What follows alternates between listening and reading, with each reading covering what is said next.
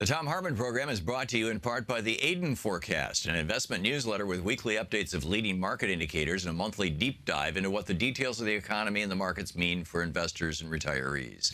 On the web at aidenmarkets.com. Wines have some of the highest pesticide levels in our food chain. This hour brought to you by ecowine.com. Pesticide-free wines, organic wines, imported from France by the Organic Wine Company, ecowine.com.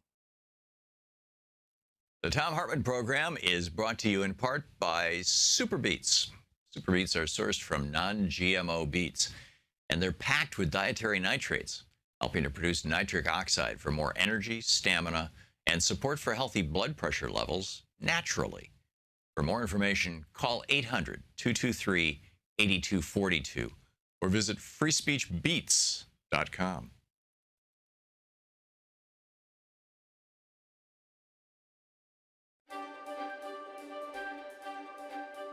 And welcome back to the Thom Hartmann University Book Club. We're reading today from Last Hours of Humanity, Warming the World to Extinction. We fight wars all over. This is from the last chapter, chapter 6, titled Staving Off Extinction. We fight wars all over the world for oil, and we don't even need it. That in and of itself is insane. But when you look at a 250-million-year-old piece of sedimentary rock and see that it's virtually barren of fossilized life forms, you realize that this is a hell of a lot more important than whether or not our country is going to fight stupid wars in far-off lands so the oil companies and the Koch brothers can continue to get rich. This is about the survival of life on this planet, at least as we know it. To hold back extinction, the human race must immediately limit carbon emissions. There are a number of ways to do this. To start with, governments around the world can simply set a limit on carbon emissions and begin fining businesses that pollute beyond that cap. If we want to make it more politically palatable and throw in some profit for the banksters who own so many of our politicians, we could also let businesses and banks set up an exchange and trade carbon credits. Businesses can buy the right to pollute or sell the consequences of their good behavior. In that way, the banksters get to skim a piece off the top, just like they've managed to do with pretty much everything else. This is our best chance to stave off extinction. However, it's politically impossible, at least for now. Although as the consequences of global warming further manifest themselves, political will for a hard cap will undoubtedly build, just like it did with sulfur dioxide that caused acid rain back in the 1980s. It's rarely discussed in the press, but President George Herbert Walker Bush successfully pushed through a cap-and-trade program for sulfur dioxide, which radically curbed acid rain. It's to buy humanity time in the short term, we may have to settle for a more modest proposal, such as a carbon tax. The concept is simple. Put a price on pollution. Under a carbon tax system, a business would pay, for example, $20 for every metric ton of carbon that they spew into the air. As of 2013, 33 countries and 18 smaller jurisdictions around the world have already put some sort of a price on carbon. In February of 2013, China, the world's largest polluter of carbon, announced plans to implement a carbon tax themselves. And the European Union runs a carbon cap-and-trade system. In 2010, Congress nearly passed a comprehensive cap-and-trade law that would have kept carbon emissions at a rational level and required businesses that wanted to pollute beyond the limits to buy carbon credits on the market from other businesses that were polluting below the level. Though that measure died by a Republican filibuster in the Senate, elsewhere around the world, carbon taxes are flourishing. Alongside the EU's cap-and-trade system, several other European nations are also taxing carbon. They include the nations of Scandinavia, the UK, the Netherlands, Switzerland, and Ireland. Other like-minded countries include Costa Rica, which funnels tax revenues from carbon polluters to indigenous communities to help fight deforestation. South Africa, where new auto sales include a carbon tax, and full-scale carbon tax across most other industries have already been implemented. And India, which has a carbon tax of 50 rupees per ton on coal produced or imported into India. South Korea and Japan have also passed carbon tax measures. Several provinces in Canada have carbon taxes. And here in the United States, there are local carbon taxes in San Francisco, Boulder, and Montgomery County, Maryland. While quietly, business leaders and even Republican lawmakers are coming around to the idea of extending a nationwide carbon tax. For a moment, consider exactly what big oil is doing to our planet and how much money they are making in the process. The 5 biggest oil companies in the world, ExxonMobil, Chevron, Royal Dutch Shell, BP, and ConocoPhillips, dump roughly 1 billion pounds of carbon into our air every single day. A modest carbon tax that would cut their daily profits by about $10 million and still total for them a staggering $332 million in profits every day, is something they can afford as one part of a comprehensive energy policy. It's the bare minimum that carbon polluters should be paying, considering the damages they're inflicting on our planet. Pollution costs, like global warming, are called externalities. These externalities also include the medical costs of increased asthma and cancer care associated with 1 billion pounds of pollution being burned into the air above our communities every single day. They include the costs of ecological devastation caused when oil rigs explode in the Gulf of Mexico or tankers run aground and spill open off the coast of Alaska. They also include the military costs of deploying armies around the world to ensure that the oil spigots in hostile regions keep flowing and the shipping lanes remain open. And they include the costs associated with climate change, costlier storms, rising sea levels, flooding, and agricultural devastation. Carbon polluters themselves pay for few, if any, of these externalities, but instead they try to pass the bill along to all of us affected by their pollution. That needs to change to prevent disaster. When the day comes that businesses know pollution is at their expense, they will begin to reduce their carbon emissions. Capping carbon levels alone won't work. Research out of the MIT Global Change Institute assumed a $20 tax per ton of carbon pollution, increasing 4% every year, and found that it would only modestly curb emissions. This carbon tax scenario falls well short of even the White House's goal of cutting carbon emissions by 80% by 2050. And it would come nowhere close to staving off the projected temperature increases that could take our planet over the extinction tipping point. So a carbon tax needs to be part of a broader plan that not only eliminates incentives for the use of carbon-based fuels, but altogether phases them out and replaces them with new, cleaner energy alternatives. This will require massive government investment in research and development. It's basically calling for a new Manhattan Project. The book is The Last Hours of Humanity, Warming the World to Extinction by Thom Hartmann.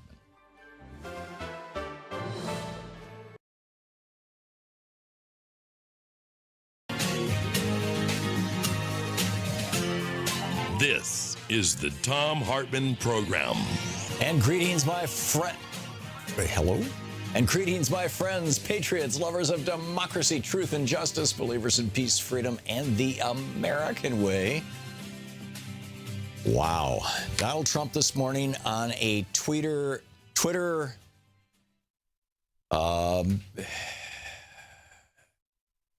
as in flittering around a flitstorm. I don't, it's just, it's amazing. It's, fake news, the FBI, Obama, Russia. This is actually serious stuff. These are Donald Trump's tweets from this morning. The fake news media is going crazy with their conspiracy theories and blind hatred. MSNBC and CNN are unwatchable. Fox and Friends is great. Yes, seriously, he just, he's watching the morning shows. Oh, God save us. Fox so-called news is a nakedly a Republican political operation. It is not a news organization. It's you get Bill Salmon writing memos and Roger Ailes and now I don't know who's replaced Roger over there, but it's obviously still going on. Everybody singing the same tune. Everybody say Republican, nothing can be done wrong. It's all just wonderful. Anyhow, that was the first tweet. Second one. This Russian connection nonsense, this is Donald Trump speaking, is merely an attempt to cover up the many mistakes made in Hillary Clinton's losing campaign. Right, that makes absolutely perfect sense. That's just like, the only reason anybody would be concerned that Michael Flynn was talking to, apparently, or actually it goes beyond Michael Flynn, according to the New York Times, multiple Trump campaign officials were talking to Russian intelligence officers, at least according to the New York Times, during the campaign. Now, it's not... if they were doing it with British intelligence officers, I'd be frankly upset. It's not like that. Just that it's Russia. It's that we're using, or it looks like the Trump organization was trying to use a foreign power. There's so much we don't know yet, and this is why a congressional investigation in public would be a really good thing. Well, let's put this stuff on the table. If there's no there, we'll all know. And Donald Trump can, ride merrily into the, into his presidency. And if there is a there, then, there's a there. People should be talking about that. This is another one, information. And then he says, oh, the real scandal isn't that his people have been, having connections with a foreign government and, during the election. In fact, Paul Ryan says that's sort of their job description, right? But instead, the real scandal is that the intelligence community is leaking this stuff to the press. This Trump's third tweet, information is being illegally given to the failing New York Times and Washington Post by the intelligence community, parenthesis, NSA and FBI, close parenthesis, just like Russia. That's going to, obviously Donald Trump has read Dale Carnegie's book, How to Win Friends and Influence People. Yes. First he calls the intelligence communities Nazis. Now he's saying that they're just like Russia. I'm assuming he doesn't mean that as a compliment. And then, of course, and then he has to go and say, well, if you really want to know who was, like working on behalf of Russia, it was Obama. The guy without the birth certificate. His last tweet, Crimea was taken in all caps by Russia during the Obama administration. Was Obama too soft on Russia? This is what's known as flailing. This is an administration in crisis. The Washington Post, yesterday, Abby Phillip writing in the Washington Post, the headline pretty much says it all. Trump knew Flynn misled officials on Russia calls for weeks, White House says. President Trump was aware that his national security advisor, Michael Flynn, had misled White House officials and Vice President Pence for weeks before he was forced to resign on Monday night. So let me get this straight. Bill Clinton lies about having consensual sex with another adult in the White House to in a deposition in the Paula Jones lawsuit, as I recall. And for that lie, no, I did not have sex with that woman. For that lie, Bill Clinton gets literally impeached. And he was not convicted, but he was impeached, successfully impeached in the House of Representatives. Trump has been lying to us. I mean, consistently throughout the campaign, and now as president, he continues to lie to us about pretty much anything he's talking about. And the Republican response to this is, well, there's no droids in that car. Chris Collins, the Republican from New York, CNN's Chris Cuomo said, how come none of the Republicans are speaking up about Flynn resigning? And he says, well, it's Valentine's Day. I'd guess they're having breakfast with their wives. Right. Adam Kinzinger, the Republican from Illinois, he was on Fox So-Called News. He said, it's arguably or questionably a crime. Probably not. John Barrasso, the Republican senator from Wyoming, he says, Stephanie Rule says, is it too late for a full-scale investigation? And he says, well, there's continuing to be efforts to prevent additional attacks. He's talking about the hack of the DNC. But I think in the whole area of cyber, again, it's not just Russia. We see this all around the world. Senator John Thune, Republican from South Dakota, he was on, let's see, which network was this? This was on Newsday, or New Day, excuse me. I don't know which network that is on, but, do you agree it's time to move on? Or do you think that, as Conyers and Cummings have said, we in Congress need to know who authorized, and Thune says these things happen, particularly in a new administration. Charles Krauthammer, this is a cover-up without a crime. Kellyanne Conway, well, you know what she has to say. Sean Spicer. Oh, and House Speaker Paul Ryan.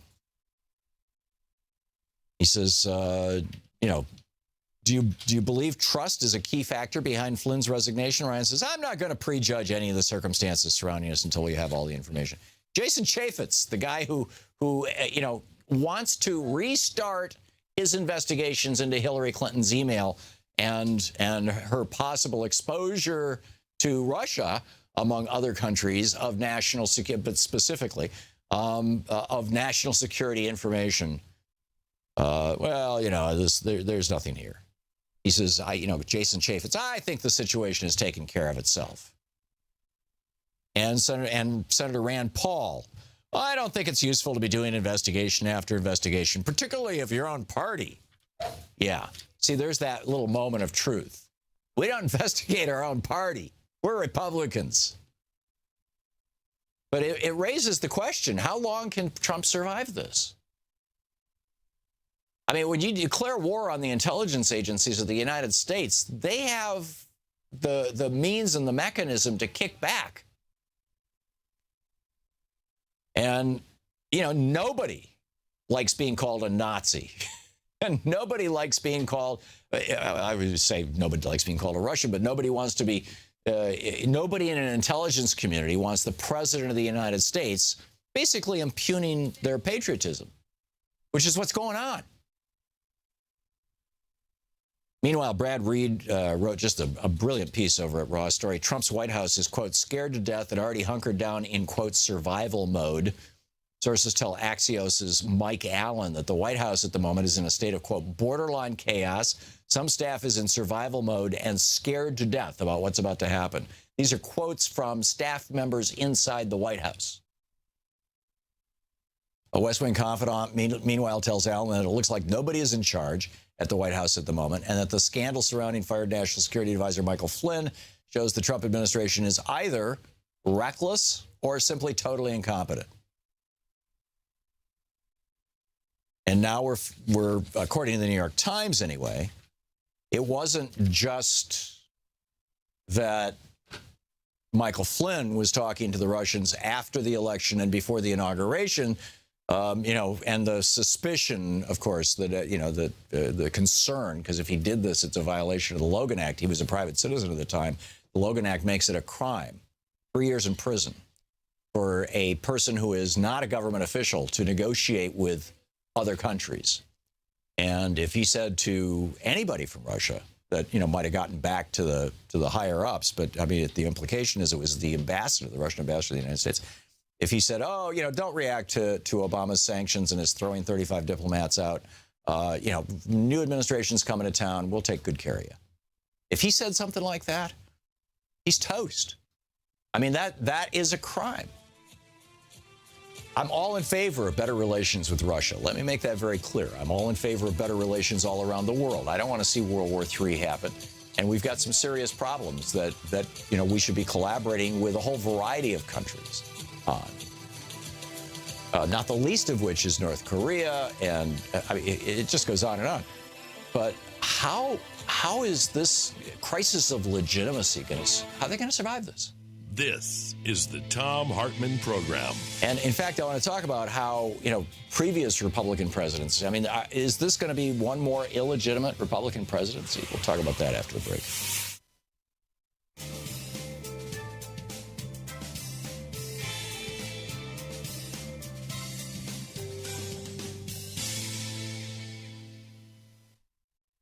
And welcome back. Thom Hartmann here with you. And Omar in Herndon, Virginia. Hey, Omar, what's on your mind?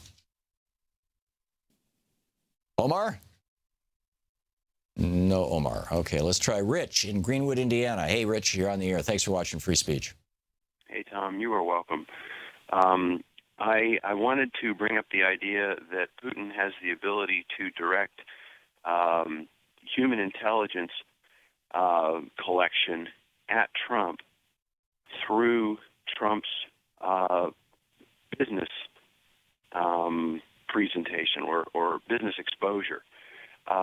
There's a slush fund of some $380 billion at Putin's fingers, and all he's got to do is pick up the phone. He can give a call and tell somebody to do something with their money, and it happens. These are the oligarchs that he protects with his FSB. The idea here is that if there was an interest in Trump, all Putin would have to do is direct some oligarchs to go buy Trump property, and the human intel of getting into Trump's pocket, getting into Trump's head, getting onto boards, condo committees, Yeah. This is just sitting there waiting to happen. Well, it may well have already happened, Rich. Yeah, whether it has happened for pernicious reasons or whether it's simply, there's a lot of Russian oligarchs. I'm going to sneeze here in just a second. Excuse me in advance. There we go. Or whether it's just, Russian oligarchs trying to get some of their money out of the country, as is happening right now with Chinese oligarchs and with Indian oligarchs, buying property in the United States. It's fairly clear now that the comment that Don Jr. made about how Russians are investing in our companies right now was about Russian oligarchs buying condos in Trump Tower and other places like that. So yeah, but I don't disagree. This is anyhow. Randy in Ottawa, Iowa. Hey, Randy, what's on your mind today? Hi, Tom. God bless you, and it's you're a light in my life. It's been a while since I talked to you, and I want to make one point and then a really serious point. And the point on Trump today is that once we see his tax returns, it will clear the air. Probably not. With Russia. Probably not, Randy. Huh? Probably not.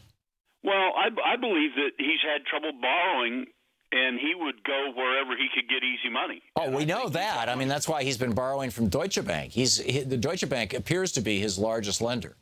But,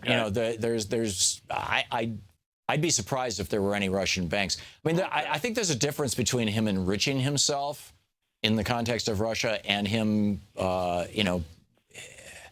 being involved with a foreign power to flip an election. That's really the question on the table did that happen? If that happened, that's treason. I mean, if that happened, that's what Reagan did with Iran in 1980. That's what Nixon did in 1968 with South Vietnam. If that's what's going on, then that's talk about impeachable offenses. But that's much bigger, frankly, than how much money is going to whom, in my opinion. Anyhow, Randy, thanks for the call. We'll be right back. It's coming up on 21 minutes past the hour, I think.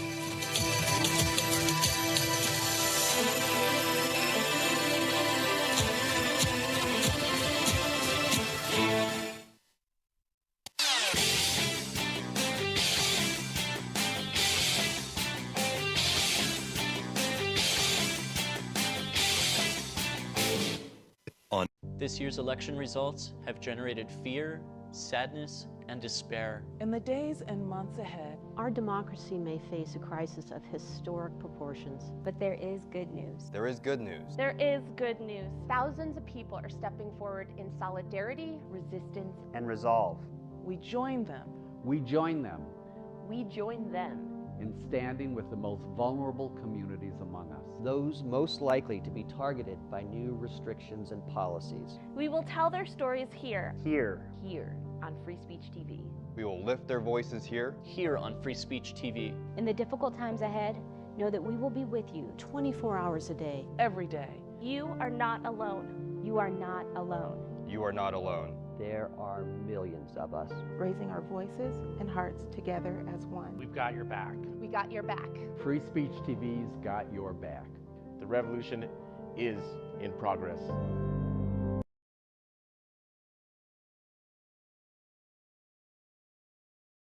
Welcome back. Thom Hartmann here with you. So let's just do this as a thought experiment for a moment. I mean, one of two things has happened. Right? Either Donald Trump has become president with the assistance of a foreign government or not. And we don't know the answer to that. But the evidence, this is the second question. Is it evidence or has this been politicized? Trump is claiming that this is, Democratic Party dead-enders basically saying, oh, yeah, no, we didn't actually lose the election. You stole it from us, with the help of Vladimir Putin or something like that. And, so that's Trump's position. Now, the position of not only the Democrats, but, apparently some people in the intelligence community is not so fast, buddy. There's a there. But the fact of the matter is we don't know right now. But which is why we should be finding out. there should be a congressional investigation, or there should be, I'm sure that the intelligence agencies are investigating this behind the scenes. Absolutely 100% certain. And, you know, Trump's entire life has been one of bluster and bully, of getting his way by beating people down. And frankly, I doubt he's ever met an adversary in the business arena that he couldn't just, you know, bully or screw by declaring bankruptcy. In fact, it makes you wonder how many of his bankruptcies were because he ran out of money versus because he really just wanted to screw his major, you know, debt holder. Because, you know, the guy is all about revenge so often. But the point is, if this election was lost to the Democrats because of foreign involvement, that's a whole different thing than it was lost to the Democrats because they ran the worst campaign since '72. If it's both, that's a big deal too, frankly. And if you look back at the history of presidents, Republican presidents, you know, Dwight Eisenhower was elected on an anti-war, pro-peace platform in 1952. He was the last, in my opinion, the last legitimately elected Republican president. And you know, his vote for Eisenhower, vote for peace was his ad. And then in '68, you get Nixon. And Nixon knows that LBJ has negotiated a peace deal with Vietnam and is about to shut down and end the war in Vietnam. And he talks to the South Vietnamese and says, "Wait for me, you'll get a better deal." And which leads to a conversation between Lyndon Johnson, who gets the CIA intercepts, and Everett Dirksen. Is that clip more than a minute? We can play right now? Okay, here it is. Here's the latest information we got. The agent says that they just talked to the boss in New Mexico. And that he says that you must hold out. Just hold on until after the election. We know what Chew is saying to them out there. Yeah. We're pretty well informed on both ends. Now, I'm reading their hand, Everett. I don't want to get this in the campaign. That's right. And they oughtn't to be doing this. This is treason. I know. So that's Nixon. Then you go to Reagan, and here you look this up in the Christian Science Monitor. Just Google Christian Science Monitor, Argo, A-R-G-O, and Bonnie Sadr, B-A-N-I-S-A-D-R. He writes, this was the president of Iran in 1980 when Reagan was running for the White House. Ayatollah Khomeini and Ronald Reagan had organized a clandestine negotiation, later known as the October Surprise, which prevented the attempts by myself, he was the president of Iran, and then U.S. President Jimmy Carter to free the hostages before the 1980 U.S. presidential election took place. The fact that they were not released tipped the results of the election in favor of Reagan. So Reagan was illegitimate. George W. Bush, his brother knocks 80,000 African Americans off the voting rolls in Florida. He's illegitimate. And now Trump? You're listening to the Thom Hartmann Program. Call 202-808-9925. So, you know, I don't have a therefore on this. We still need a lot more information. But it's how long can this guy hang on?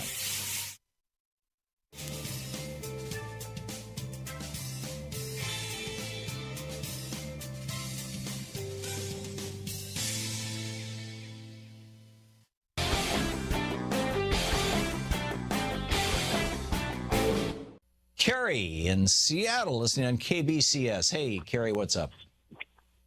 Oh, hi, Tom. Thank you so much for taking my call. Sure. I was wondering, you know, I've been listening to you for about a year and love your program so much and have been inspired to become more active in my local politics. Cool.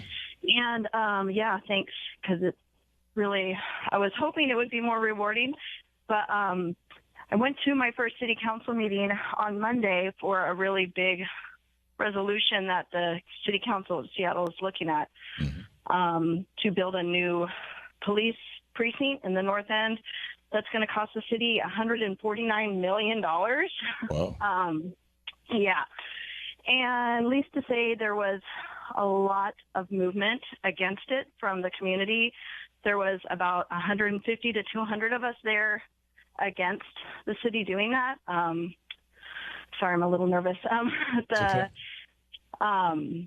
You know, Seattle has, in the past 5 to 10 years, has had a homeless explosion. We have, the last count was like about 4,000 people living on the streets, a lot of them families with children, and we just think it's a misuse of funds. We went there, and people spoke for over an hour telling the personal stories. Actual people who were homeless came and spoke, you know, really moving things that brought me to tears personally as a human being, listening to these stories of real life and how policies have affected these people.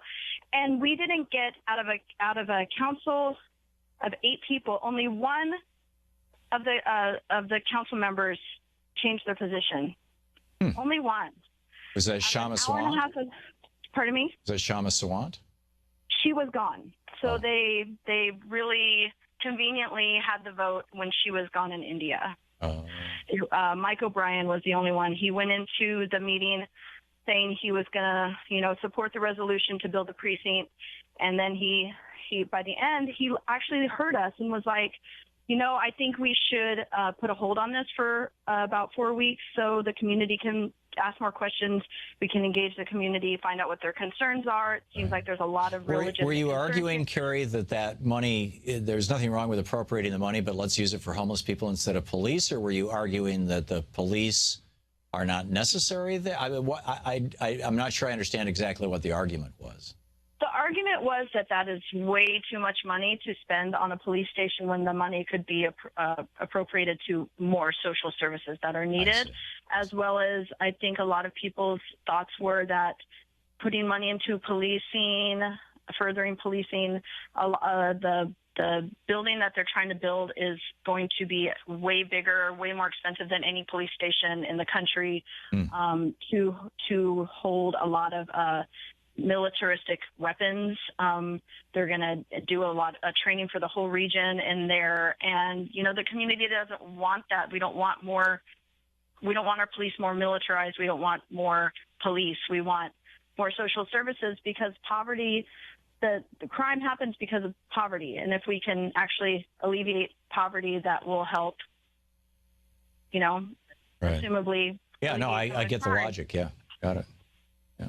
So, and it was just, so I guess my question to you is, if someone wants to become involved, I mean, I was so disappointed when I left that out of 8 people, only one of them really was even affected by an hour and a half of people. And like hundreds of people were there. I mean, it got really rowdy. It was actually pretty intense meeting. Yeah. And it was like our voices were still, we were still silenced. What I would say, Carrie, is persist. In November of 1873, Susan B. Anthony went to a polling place where it was illegal for women to vote and voted. And in December, she was arrested. And in March or April of the following year, she was convicted of the crime of voting while female. She devoted her life to women's suffrage, to the right of women to vote. And she died before it ever happened. But that didn't stop her from continually coming back and coming back and coming back and fighting for what she knew was right and fighting for what she knew was right. Sometimes these things take time. It takes time to build a critical mass. It takes time to get the word out. You don't win every battle. In fact, you typically lose most of them or compromise most of them. But don't give up. Please. Okay. Please. Okay. Yeah, no, I don't want to give up at all, but I appreciate you taking my call and giving me those words of encouragement because I needed it. I needed it after that. No struggle happens just because a bunch of people show up and say, hey, you know, we're here and we think this way, and all the politicians just go, oh, okay.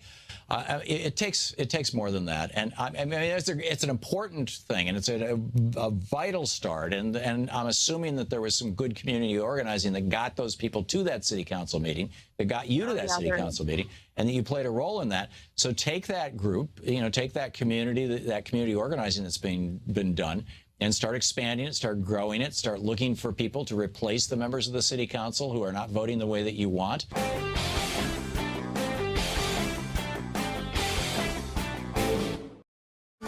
Want to hear that clip again? Subscribe to the Thom Hartmann Program on YouTube to see all your favorite show highlights.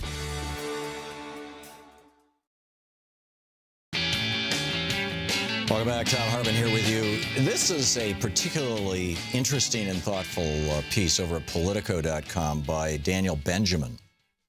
And he knows Michael Flynn and invited Michael Flynn to his university to speak and spent a week with him. And, you know, he talks about how he's gotten kind of more and more bizarre over the last couple of years, particularly in his Islamophobia. But the big point that he says is that, you know, basically, if Flynn didn't initiate the discussion with the Russian ambassador, and now this is not the other story that the New York Times is reporting, which I think is also a very big story, which is that multiple Trump administration officials had multiple contacts with Russian officials during the campaign against Hillary Clinton. But now this is after the election. If Flynn did not initiate that conversation, who told him to call the Russian ambassador?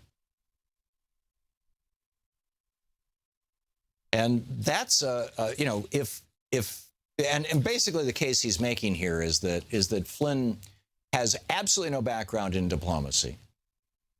I mean, he, you know, basically a military guy who was stationed in the Middle East. He's got no background in diplomacy. He doesn't really, he's out of his depth in that, and that he can't even imagine that Flynn would reach out to a foreign country on his own.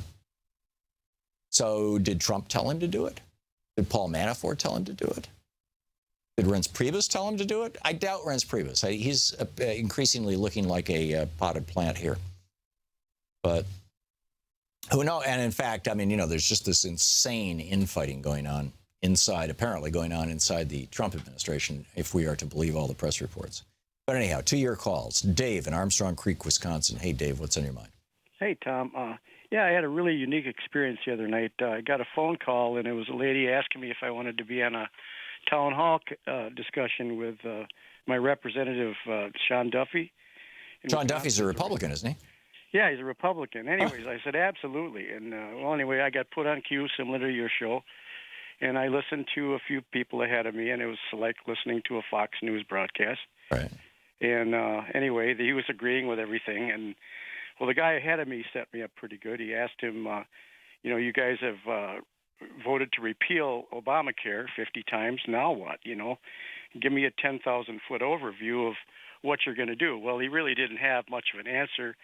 He kind of relayed Tom Price's points, you know, what he's going to do and what he proposed. Well, anyways, it came to my turn, and I asked him, I said, you know, President-elect Trump has promised over and over again that he's not going to touch Social Security, but I know Speaker Paul Ryan has other ideas, and I just want to know where you stand on this. And, of course, he gave me all the Republican things, you know, and the people are... You mean Social Security's going broke and we got to do something, et cetera? Yeah, anyway, well, when all was said and done, I made some good, I thought, effective points, and he did ask me point blank. He said, well, do you consider Donald Trump your president? I said, of course he's my president. I don't have much choice. I didn't vote for him, and I didn't vote for you either. But you are my representative, and I'm speaking to you. And anyway, when it was all done, he thanked me for making some valid points and being polite. And I got to give you a lot of credit, Tom. You know, listening to your show and being able to talk to you and not, you know, conveying hostility towards him. And I was able to make some really good informative points. And it was really a lot of fun. I had a good time doing it. That's great. Good on you, Dave, and good on you for getting involved. Thanks a lot for the call. Mike in Matawan, New Jersey. Hey, Mike, what's up? Hi, Tom. It's my first time calling. I'm a big fan of yours. Thank you. But I'm a little concerned about the Democratic Party devolving into a war party, uncritically believing everything, no matter how flimsy it seems to come out of the intelligence agencies who are extremely hostile to the Trump administration. Well, I don't think anybody in the Democratic Party is calling for war, unless you're talking about a war against Donald Trump. Well, by uncritically believing everything that comes out of the spy agencies. Well, again, where's the call for war there?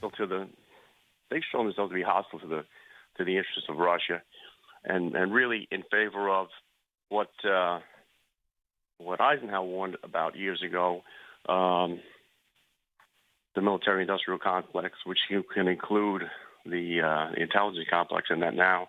Right. And they're effectively making a mountain out of these Flynn revelations, which are essentially just a couple of phone calls to Russian diplomats on December 25th and 29th, likely discussing the expulsion of Russian diplomats by the Obama administration. But see, Michael Flynn at that point in time, Mike, was a private citizen.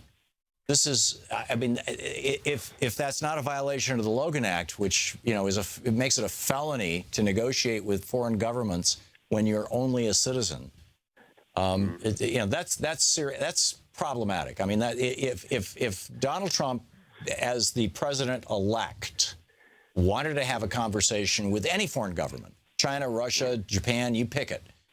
If he wanted to have a conversation with any foreign government, particularly about anything that has to do with the relationship between that country and the United States, he should do it through the State Department. He should have done it through the Obama administration. That's the way you do it until you're president. The day that you're president, you can pick up the phone. But until then, you do it, you know, you do it through the channels. And that's my... But like you said before, that's nothing compared to what Kissinger did in '68 and to what the Reagan administration did in 1980, both of which preceded their own elections. Yeah, no, and both of which caused their own elections. Yeah, and you know, Nixon's behavior led to the death of another 20, 30,000 Americans and a couple more million Indo-Chinese. And Reagan's, you know, led to the decimation of the American middle class simply by virtue of his election. But the fact of the matter is, whether this is a bigger deal than what Reagan did, or what Nixon did, or whether it's just no deal at all, is what we don't know yet. And that's why I'm saying, you know, I'm not going to go off hysterical on this on the one hand, but on the other hand, I'm not going to do the Charles Krauthammer or the, you know, Republican thing of, you know, there's no there. We need to find out what happened. Mike, thanks for the call. Fernando in Seattle. Hey, Fernando, what's up? Good morning, Tom. You know, I know I didn't vote for Trump, so, you know, and at first I don't like him. I think he's just a nasty human being. Well, I don't know. I'm sure there's a good guy there. But you know, what's making me really nervous is that my coworker brought up a good point. You know, it's like she asked me, well, what do you want do you want Donald Trump to fail? Do you want him to be repealed as president, or whatever, that's the right term? Yeah. And I go, impeached, well, yeah. No, yes, I'm sorry. And and then she says, well, you know what? If Donald Trump's taken out of office, then you have Pence and Ryan take over. Isn't Trump less destructive towards the... well, I think that's the question that we have to be asking ourselves. You know, Mike Pence is a known quantity. We know that, if he comes into office, you know, he's going to try and have prayer in all our schools. He's going to try and make both abortion and birth control harder to get. You know, he's going to force women to have funerals for miscarriages. I mean, you know, we know Mike Pence's history. And, you know, he's a true believer on this stuff. And he's the Koch brothers and their various, you know, other pieces of their networks are his principal supporters. So, you know, he'll be friendly on the fossil fuel industry, friendly on polluters, but we know what he'll do. With Donald Trump, we've got somebody who, I mean, there was this thing called the Goldwater Rule within the psychological community and psychiatric community, the American Psychiatric Association, the American Psychological Association. And the Goldwater Rule is called that because it goes back to 1964 when the question was, is Barry Goldwater crazy? Is he going to start World War III? And that was the thing that Lyndon Johnson played into with the little girl with the daisy ad, you know, with the nuclear bomb going off. So, you know, LBJ was perfectly willing to say it. But the psychological community decided, you know, it's time for us to not be involved in politics. And so there's been this policy, this Goldwater Rule, ever since '64, that professionals, licensed professionals in the psychology and psychiatry fields, don't comment, generally speaking, on the mental health of our leaders. and particularly of the president. And now you've got in the New York Times this article published, this letter published by 15 psychiatrists saying, we're going to break the Goldwater rule. This guy's crazy. He shouldn't be president. So, you know, which is more dangerous to America? And I'm increasingly thinking that having an erratic narcissist who, if you just go through the American Psychiatric Association's checklist, the DSM-4, Diagnostic and Statistical Manual of the American Psychiatric Association, you can look it up. You go through their checklist of the characteristics of a sociopath, and it's all there. And you go through their checklist of the characteristics of a narcissist, and it's all there. And I'm not sure that that would be the case with Mike Pence. So, you know, I think that, frankly, Donald Trump is much more likely to start World War III than Mike Pence, in my opinion. Both of them are going to be terrible for women. Mike Pence will be doing it because he's a true believer. Donald Trump will be doing it because he wants to suck up to a constituency that he thinks is going to reelect him in 3.5 years. But I'm personally, Fernando, of the opinion that Mike Pence would be a more benign Republican president than Donald Trump. But, you know, who knows? Fernando, thanks a lot for the call. I could be wrong on this. And this is one of those things, you know, be careful what you wish for. Well, I don't know. We'll pick up more of your calls and your thoughts on this right after the break. Stick around.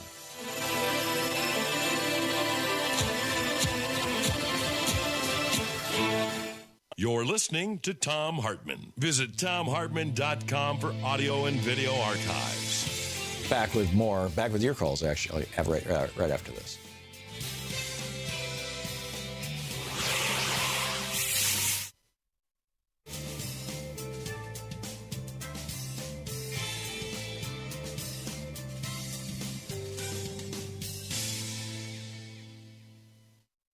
And welcome back. Let's see here. Mike in Los Angeles, listening on KPFK. Hey, Mike, what's up? Hi, Tom. You know, it occurs to me that the only real crime that anyone cares about, either in the Trump Oval Office or in North Dakota, is telling the truth. It seems. As far as Mr. Trump's future, I fully expect to be talking about President Pence at some point in the future, because, among other things, Mr. Trump has done nothing to endear himself to the members of the Republican Party. You remember Gray Davis, who once was governor of California, yep, and then got set up by Ken Lay and Enron and Arnold Schwarzenegger. When that recall went on, there were hardly any Democrats that would stand up to defend him because he had done himself no favors. Yeah, Gray Davis had been arguably a dirty fighter in his race for the California governorship. Well, he was most unendearing to other members of his party, and so has been Mr. Trump. And I expect to see him gone before. Yeah, I suspect you're right, Mike, and also you don't take on the intelligence services. I mean, it's just like, it should be. There should be a variation on Godwin's law, some law or rule about that, because they know how to fight back, and they know everything, about you or about Donald Trump in this case. And that could be very dangerous. Mike, thanks a lot for the call. Brent, watching Free Speech TV on the Dish Network. Hey, Brent, what's on your mind? Oh, and you're in Roanoke, Virginia. Hey, Tom. When Trump said the $1 trillion on Iraq was needed here, and he wanted to make peace in Jerusalem and for the whole Middle East, the empire knew it had to regain control. Bring the neocons back, it's one party back, and they needed to keep the military spending going.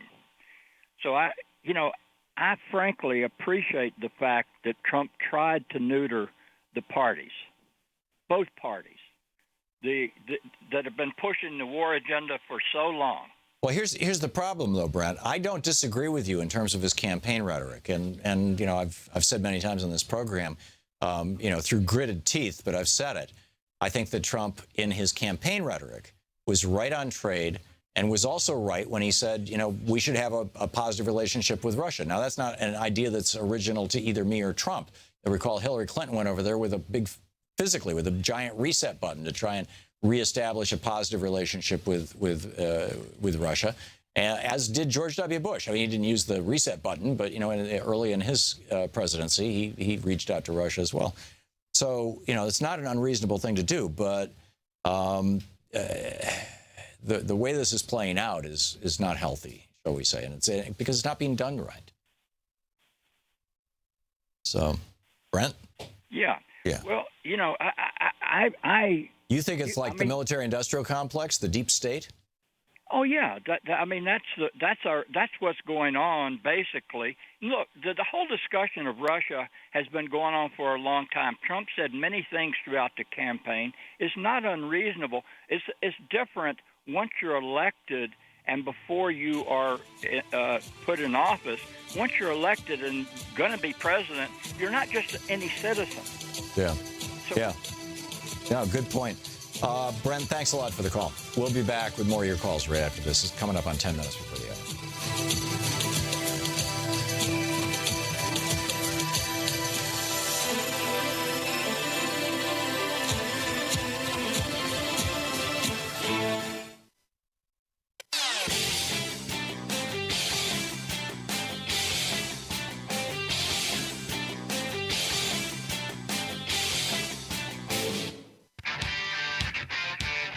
Welcome back. Thom Hartmann here with you. David in Woodland Hills, California, listening on Sirius XM. Hey, David, what's up? Thank you, Tom. In response to what one of your callers said earlier, I want to encourage all of your listeners to engage with the Republicans. It works. I called the David Webb show the other night. They were talking about the big tragedy of this woman having to go back to Mexico, but hey, what the heck? She broke the law. And then I know all that you've taught us, and I've learned on my own about how it's our fault that they're coming up here with the drug war and the corporations going in. So I got a little mad, and I said, I'm going to call this guy. And I didn't troll. I told his screener, I'm a liberal. I'd be happy to debate. And they asked for liberals to call. And I said, I'd be happy to debate him about why it's our fault that they're coming up here. And while I was on hold, a man called in and started talking about that guy who broke the law, talking to the Russians and how, it's not a big deal. And David Webb kind of agreed with him and said liberals' heads are exploding. And when he finally came to me, I said, I'd like to address a caller before I get to my main point. I said, you talk about the rule of law. And here you're giving this guy a pass, and I guess you're giving Kellyanne Conway a pass. And if this was Hillary Clinton's staff doing this, I find it a little hard to believe that you'd be giving them the same pass. And he said, I said before that they should be investigated, and if they did wrong, they should be punished. And I said, well, I'm happy to hear that. And if it was Hillary Clinton's staff, you'd have the same approach? And he said, yes, I would. And then I told him the talking points about Central America, and he agreed. And we talked for about 10, 15 minutes. I didn't yell. I didn't scream. I didn't threaten him. I didn't talk over him. And he thanked me and asked me to call again and said he enjoyed the conversation. You have schooled us so well, and we've learned from others, many others. We can take these people on, and he'll maybe learn something, and his listeners learn something that they didn't hear before. So I encourage all of us to engage. There you go. Good on you, David. And yeah, engage and in particular, if you have Republican members of Congress, engage them as well. David, thank you for the call. Gary in Murdoch, Nebraska. Hey, Gary, what's up? Oh, hi, Tom. First-time caller, so I'm kind of nervous. Thank you, Gary. I really enjoy your show and for information, and I really like Stephanie Miller's show on free speech. Also, she's very funny. Humor up. What I'd like to ask you is, okay, I participated in marches. I just got off the phone to my senators and my representatives as far as pushing for the independent investigation of these Russian connections. But it seems to me I'd like to do a little bit more than that, but I don't know what else a common citizen like myself should be doing. I'm a farmer out here in Red State, Nebraska, and there's just so much it seems like you can do because it's such a red state. And I was wondering if you had any thoughts. Well, even though it's such a red state, you've got a substantial progressive presence in Nebraska. And I would strongly suggest that you check out ourrevolution.com or indivisibleguide.com These two, what have emerged as probably the two main progressive on the ground groups, grassroots groups, and see what's going on in your town, whether there's anybody in Murdoch who's doing something or anybody nearby, and what you can do with them. There's also Progressive Democrats of America. That's pdamerica.org. MoveOn.org. I mean, there's some great groups. So that would be my first step, and of course, joining your local Democratic Party and participating with them. Gary, thank you for the call. I got to move along, but thank you for the call and being a first-time caller. I appreciate it. Scott in Alameda, California. Hey, Scott, what's up? Hey, Tom. I'm calling. First of all, it was just one quick note about Representative Sean Duffy. He went on a talk show last week and said good things come out of right-wing shootings. He was talking about the Charleston shooting, the massacre with the Dylan Roof shooter, because Governor Haley took down the Confederate flag. So I raised hell about that. I called the mayor's office in Charleston. I called the police officer, the police department in Charleston. I called all of his offices. It was just an outrageous statement, because the talking head was trying to nail him down on right-wing terrorism. This was after the terrorist attack at the mosque in Canada. Right. But yeah, so that's really, people need to know about that. This man's terrible. He's a Tea Party guy, and he's just awful. But anyway, the reason I called was about the boat off of Delaware, the Russian spy ship off of Delaware. Mm-hmm. My question would be, is that boat positioned to sweep up electronic communications from the intelligence community and the leakers? I would imagine it's possible that it's also being used as an intimidation tool, because I'm sure that the leakers know about it, and they'll be thinking, well, am I being hacked now? Yeah. Because the leakers are crucial to this. The leakers, and obviously there's a lot going on here that we don't understand. I think there's actually some sort of civil war going on here with the intelligence communities and a lot of different factions. There are a couple big factions here. I agree with you. I think that there's war going on in the deep state. And we're just seeing we're seeing the occasional eruption through the top of the clouds. Every now and then a rocket goes through the top of the clouds and explodes, and that's what we're seeing. That's my sense of it. What that Russian ship is doing off our coast, I have no idea, and what their capabilities are, I don't know. If they were looking for leakers in the White House, though, I would think that they'd be off the coast of Maryland. That they'd be close enough to Washington D.C. that they could pick up stuff out of D.C. Although, again, I think that probably most of the people in D.C. that anybody would want to spy on are fairly well protected and well encrypted. People have thrown out a bunch of different theories. Number one, this is just a routine thing. This ship has been here before, by the way, and we do the same thing to Russia. That's number one. Number two is theory is it's their way of saying, Donald, don't forget that dossier. We do have those pictures. I'm skeptical about that. I just don't know. And number three, are they getting ready for World War III? I'm very, very skeptical about that. But Drudge certainly has, is quite hysterical about this. So I don't know, Scott. We'll have to watch and see.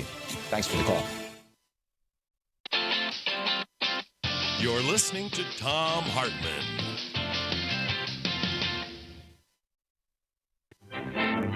From Monterrey, Mexico,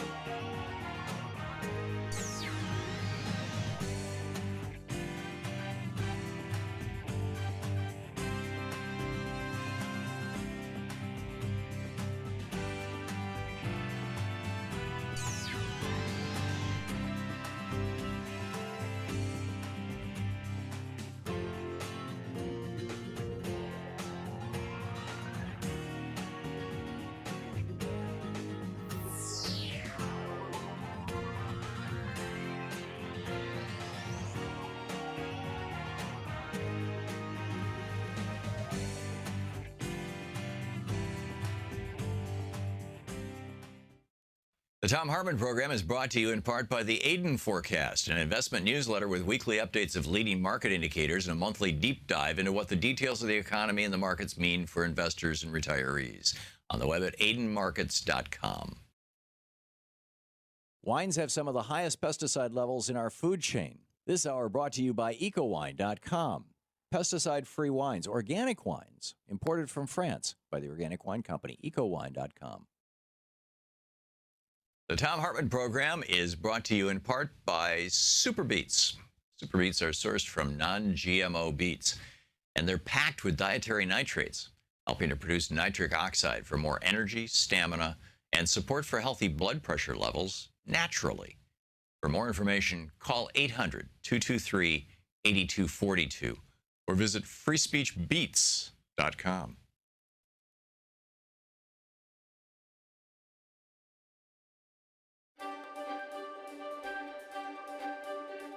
Welcome to the Thom Hartmann University Book Club. We're reading from Death in the Pines, a novel set in Vermont.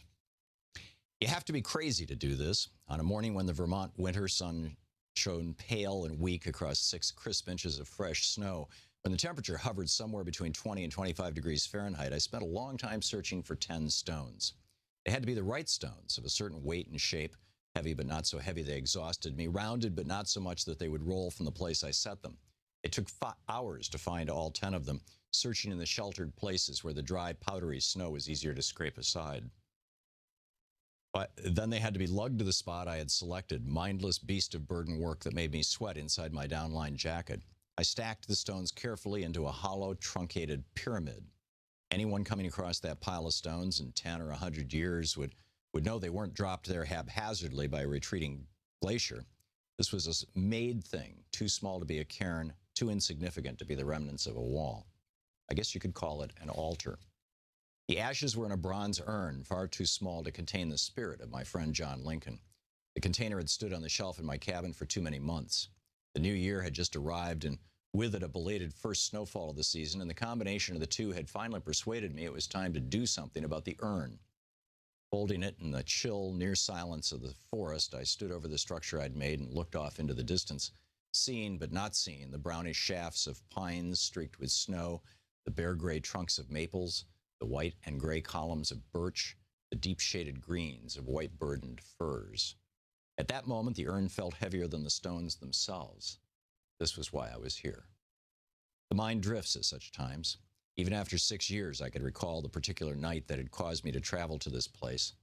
On that night, my mentor, no, by that time my friend, John and I had been slumped in the rotting front seat of an ancient rusting 55 Ford parked in the heavy, humid midnight of Central America.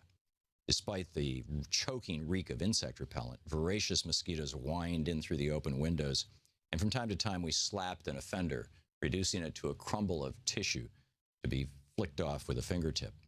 Still warmer than blood heat even at that hour. The dark air sizzled with cicadas. We had left our home base in Atlanta a week before and had taken a circuitous route to this dark clearing hacked from the jungle. We were waiting for either 3 or 4 men to emerge from a blacked-out warehouse, and we had no idea whether those men knew we were watching or how well they might be armed. What we would do depended on how many came out. If only 3, we'd move in and recover what had been stolen. 4 would make the recovery problematic, because that would mean that at least one of the men would be a local, complicating the calculus of violence. As I stood over the stone altar, every detail of our conversation went through my mind. A tape rewound and replayed. By that point in our lives, John and I had been partners for so long that we didn't BS each other, had no need to strain for machismo, no use for phony heartiness. We were a good team. We could finish each other's sentences, catch body language signals that amounted to a silent code, recognize unspoken concerns and anxieties in time to be prepared for the unexpected. We told all our jokes to each other years before. Once in a while, one of us might mutter 2 or 3 words of a punchline. The other would chuckle in appreciation or exasperation as the mood took him. That night, in stop-and-start fashion, we had each spoke of good times we'd had. Waiting in the dark gave each of us a natural urge to talk. That was the one and only time that John had spoken of his quiet way in the forested hills of Vermont, thinking of the coolness of a New England autumn in that hellish tropic night. I'd never known that he'd been to Vermont. He had lived in Buckhead, a suburb of Atlanta, the whole time I'd known and worked with him. But in those suffocating hours of darkness, cool green Vermont was on his mind. Beautiful place, very peaceful, he said. I'd like to go back there when it's all over. I didn't have time to ask what he meant or what would be over. The job, the summer, the career, the life. At that moment, dim yellow light from a kerosene lantern appeared on the black face of the warehouse. First a line, then a thin rectangle, then a fat square as the three men inside pushed open the double doors. John and I climbed out of our borrowed car and did our job. In the 6 years that followed that night, John never had gone back to Vermont, had never spoken of it again. And now for him, it really was all over. After the memorial service, after the will was probated, I didn't feel like hanging around Atlanta. So I made arrangements, gave most of my liquid assets to a community for abused kids in New Hampshire, and bought a cabin on 200 acres in the woods of Vermont. It was here I'd brought my old friend to the place he'd talked about. Pondering the finality of it all, I held the urn containing his ashes, a few bone fragments and pieces of his teeth, ready to fulfill a promise I had never made. Such a time demands words. I took a deep breath of icy air and looked up toward the top of a towering birch. A squirrel made an untidy, tangled nest up there in the highest branches, and the animal itself, or maybe another squirrel, who could tell, hung below the nest, head down in the trunk, apparently gazing at me. I imagined the squirrel's bright black eye held accusation. The fall had gone on so long, probably for half the animal's lifetime. So what was the idea of all this snow? Was I to blame? Clearing my throat, I reached far back into memory, groping for the prayers I had last recited as a child. I heard myself say, "Dear God." My words took flight toward the washed-out sky on puffs of vapor. As far as I could tell, no one heard them but me and the squirrel. My voice had a harsh tone even to my own ears, a rusty hinge catch.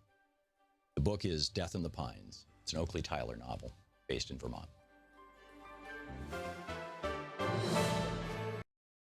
Stories of an Ancient Way of Knowing by Robert.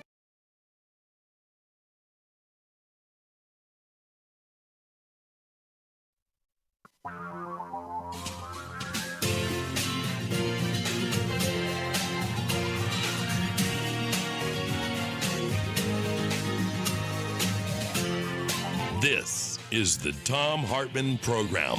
And welcome back. Thom Hartmann here with you, and very pleased to have back in the studio with us Charles Sauer, economist, president with the conservative think tank, the Market Institute. Libertarian think tank, right? Libertarian, economist, good policy. Good policy, okay. Marketinstitute.org is the website, and you can tweet Charles at either his personal tweet, which is Charles Sauer, S-A-U-E-R, or at Market Institute, right? Yep. Okay. So I came across this graph over at politics.work.com, which is just this incredible source of data. And it's life expectancy by state. And what you find is that the best life expectancies, with the single exception of Utah, which put into place something very much like Obamacare about 10, 12 years ago, where they've got health exchanges, the very best are all blue states, New York, Hawaii. This is 81.5 years. New York, Hawaii, Minnesota, California, Connecticut, Massachusetts, Vermont, New Hampshire, New Jersey, Colorado, Wisconsin, and Rhode Island.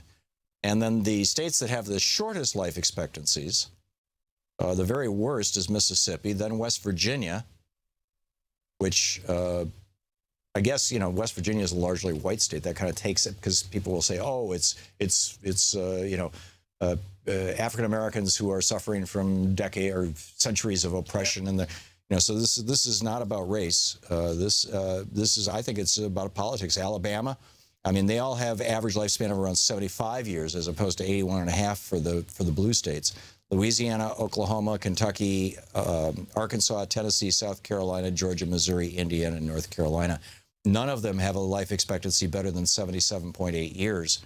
Whereas the worst life expectancy among these blue states is roughly 80 years, 79.9 years.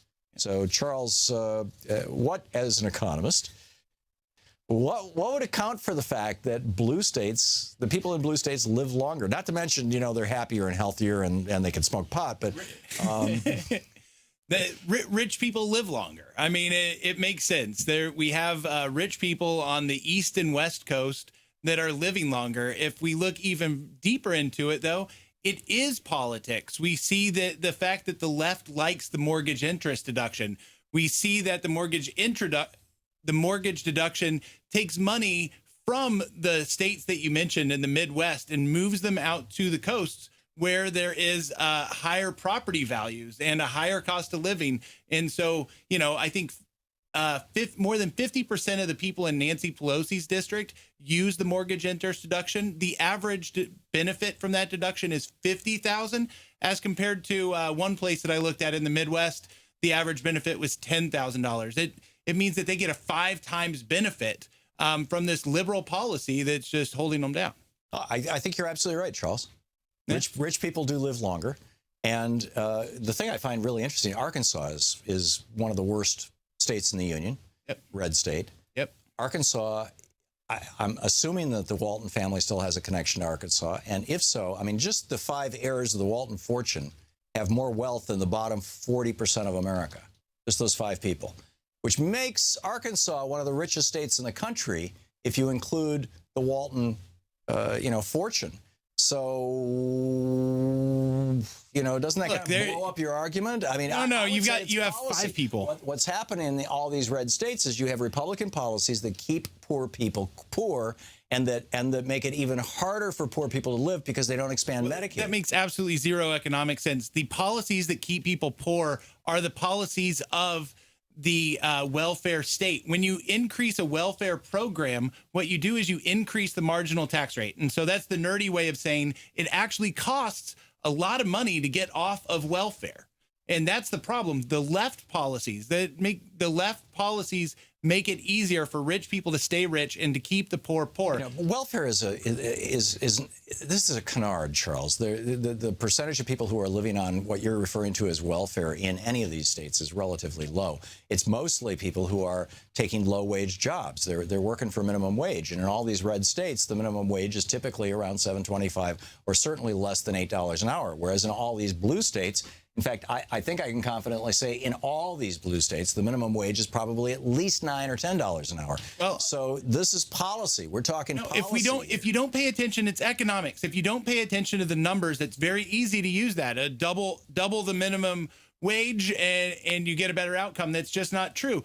As I just pointed out, the mortgage interest deduction is greater or better or a bigger benefit for the people in Nancy Pelosi's district because their land values are higher, of course, and the cost of living is higher. Because the cost of living is lower in the Midwest. You don't need as much money to survive. I'm from Kansas originally. Then why don't people live as long? I'm from Kansas originally, and when you fly into Kansas, you'll see there's more shopping centers, more strip malls there, and that's because people actually make some pretty good money in Kansas, but the cost of living is still lower. So they actually have more disposable income to spend. Why is the discrepancy there? It's because the policies of the left have been put on the whole country that have made these blue states so wealthy. These policies of the left. They're taking the money from the Midwest. As I said, just the mortgage interest deduction alone, it's something that Nancy Pelosi will fight for tooth and nail. You can use that as a way of indicating housing values, but that's pretty much it.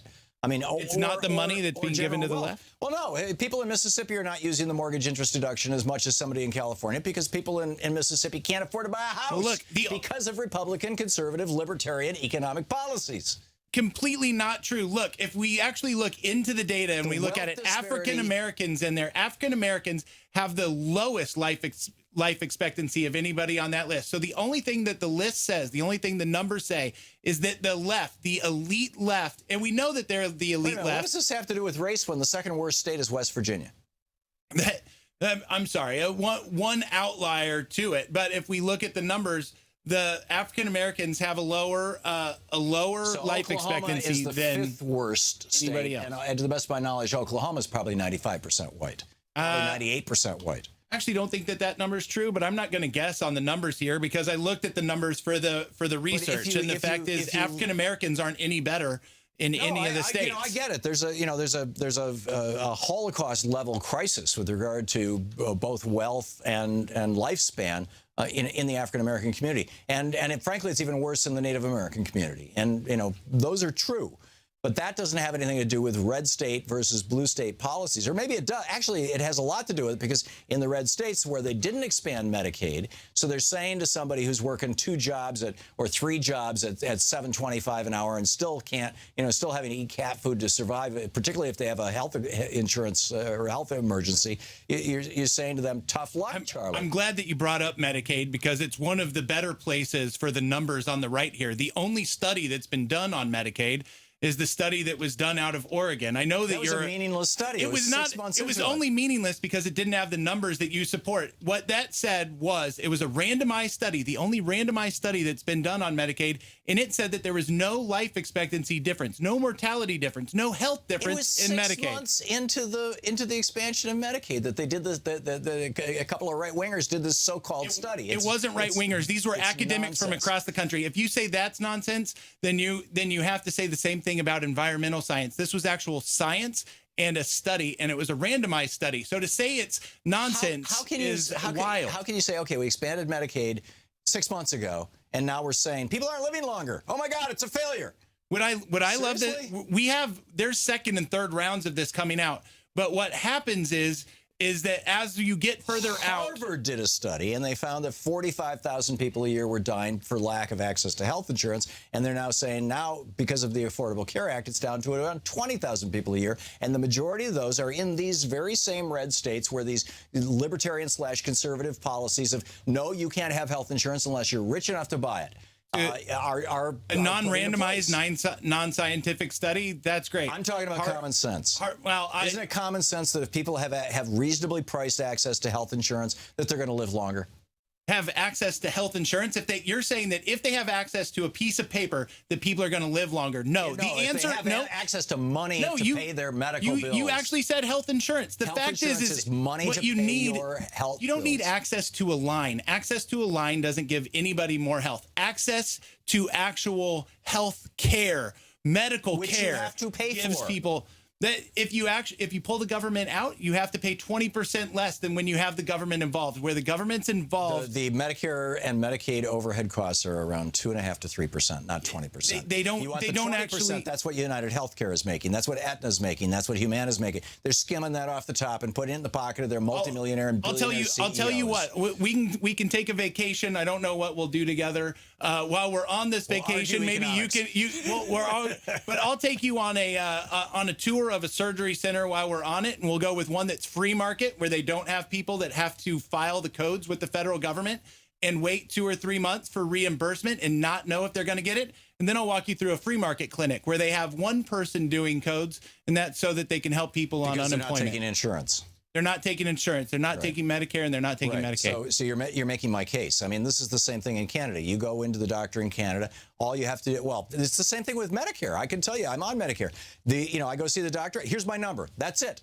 I never see a bill. I never see any paperwork. I don't get rejected. I go to an MRI. That's great. Congratulations on your care. My 5-year-old, 3-year-old, and 1-year-old will be paying for that care for years. Well, my point is, if Medicare was provided to everybody in the United States, if we simply went to a single-payer system, Medicare for all in the United States, your example of a so-called free market versus so-called government-funded healthcare center, surgery center, just completely blows up in your face, Charles. No, not only does it not work out, the only thing that a universal Medicare for all does. A single-payer system where the single payer is the patient. I'm talking about a single-payer system where the single payer is our government. Yeah.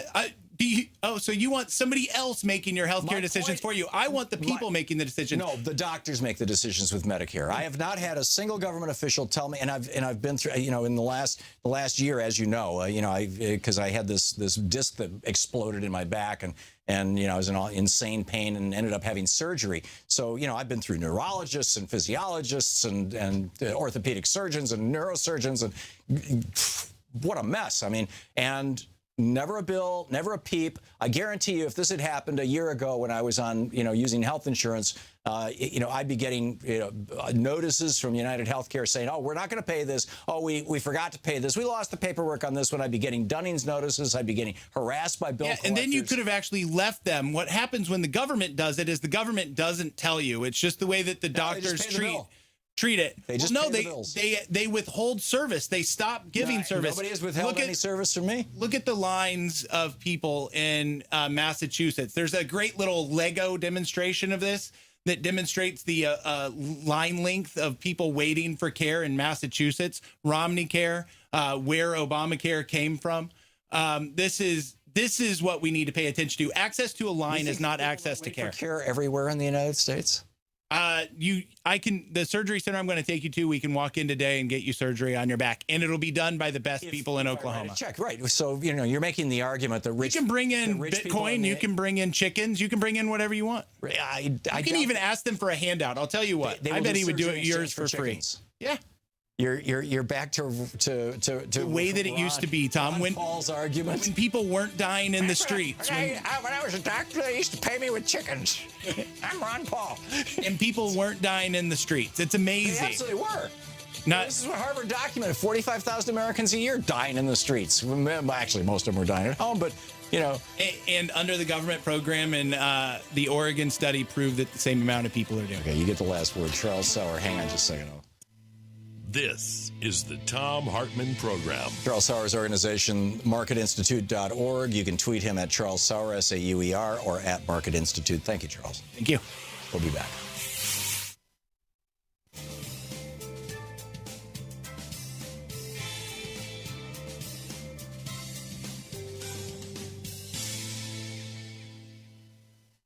And welcome back. Boy, what a day. Let's see here. Johnny in Lamarck, Texas. Hey, Johnny, thanks for watching Free Speech TV on DirecTV. What's on your mind? Thank you for being there, Tom. A pleasure to know. Sours, are not Republicans involved in creating legislation that provides for social service programs for people, like welfare specifically, all the hoops and stuff they have to go through? Whose influence is that, Republican input or Democrats? I think probably both. Hello? Hello? Okay. I'm waiting for an answer. Yeah, I said I think probably. Oh, Charles is not here. If you were waiting for an answer from Charles, he just left. All right, we'll try some other time then. Okay, thanks a lot, Johnny. Ed in Klamath Falls, Oregon. Hey, Ed, what's on your mind today? Hey, Tom, congratulations. You're not in federal prison yet. What makes you think I should be? Communications management unit is probably in your future, I would think. I don't know what that is. Oh, that's where they put you so you can't talk to anyone and there's no communication with you at all while you're in prison? Oh, like what happened to Don Siegelman for the first couple of years? Yeah, so he couldn't out terrorist and whatnot. Yeah. Ed, I expect that. Ed, either it's a joke or you're trolling me, and in either case, I don't find it funny. So let's move along to whatever you called about, unless that was what you called about. I really can't understand what the big thing about Flynn is. I mean, he was talking to the man, exercising his freedom of speech as a private citizen. He wasn't any kind of official at all when he talked to There are limits on freedom of speech, and one of those limits is called the Logan Act, and I encourage you to look it up. It's fairly short. It's quite explicit, and basically it says that any private citizen who is not authorized by the federal government to enter into negotiations with other countries, I'm paraphrasing, but to enter into negotiations or engage in diplomacy with another nation is guilty of a crime. It's guilty of a felony that should be punished by not more than 3 years in prison. Well, you can't really negotiate unless you have some kind of leverage to negotiate with, and as a private citizen, you don't have a whole lot of leverage. That's right, and that's why private citizens should not be negotiating with foreign governments, especially foreign governments that have nuclear weapons. Well, my point is, if you're a private citizen, you're exercising your freedom of speech. You're not negotiating because you have no leverage. You're making the argument, Ed, that people should be able to yell fire in a crowded theater. I mean, there are limits to freedom of speech, and that's not an unreasonable thing. The blogger that Melania Trump sued, where was his freedom of speech? There are limits. You don't slander people. You don't libel people. You don't put people in danger, which you can do with your words. So there are appropriate limits on freedom of speech, and entering into negotiations with foreign governments on behalf of yourself or on behalf of anybody other than your own country is prohibited. It's the Logan Act. It's against the law. What part of that are you missing here, Ed? The part where if you don't have any power, you're not negotiating, and between the election and the but this guy, no, wait a minute. This guy was the president-elect or any of his people. This guy was a general, an intelligence officer, and he was, one of the major surrogates for the Trump campaign. So you can't say that he's just a private citizen. A retired general, not a general. Yeah, I said was. He was a general and was an intelligence officer. So anyhow, the net of this, Ed, is that you think that there's no there. You're fine with Flynn negotiating with Russia. Not negotiating, talking. Okay, talking. Got it. Okay, thanks a lot, Ed. Good talking with you. We'll be back. It's 25 minutes past the hour.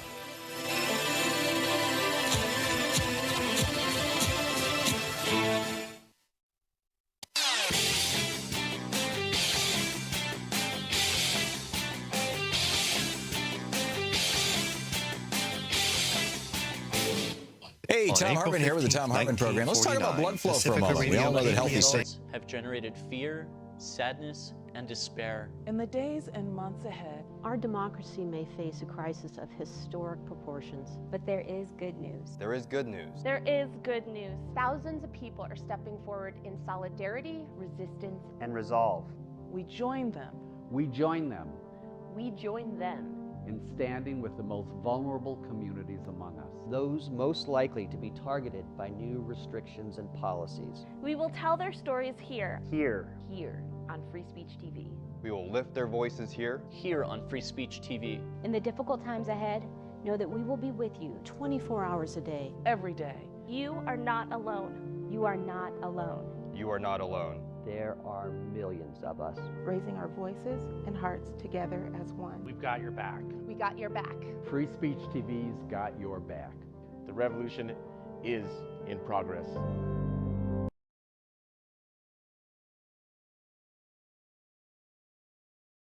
Philip in Barrington, Illinois. Hey, Philip, what's on your mind today?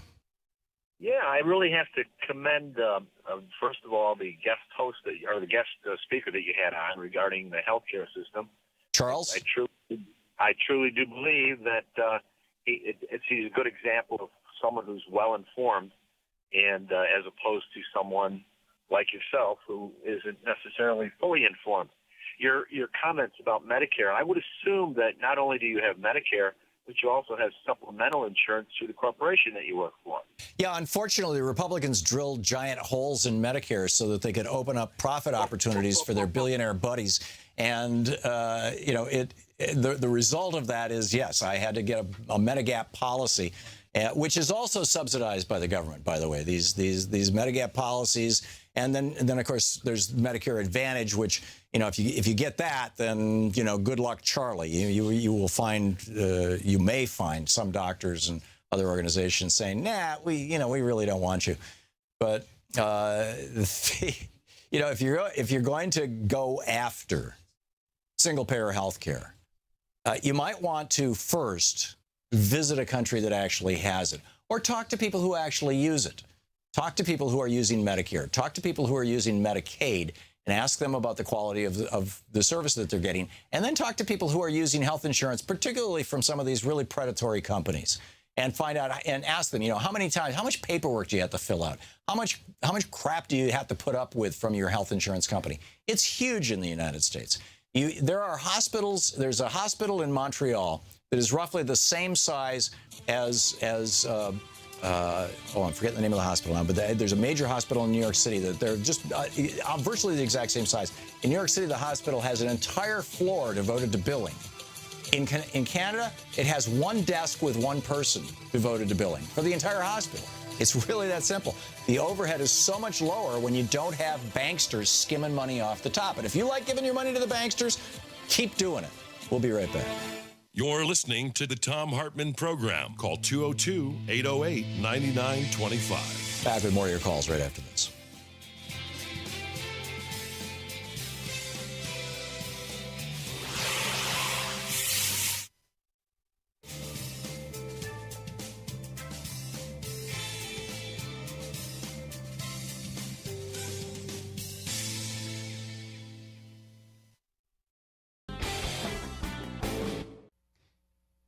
Let me start out. The big question here, okay, the big question is, why is it that our poor neighborhoods remain poor? whether it's in inner city Baltimore or whether it's in Appalachia. Why is it that our poor neighborhoods remain poor? And I would argue that there is a cycle to this that has three major components. The first is that the schools suck in poor neighborhoods. There's no mystery or surprise to anybody. Schools tend not to do as well in poor neighborhoods.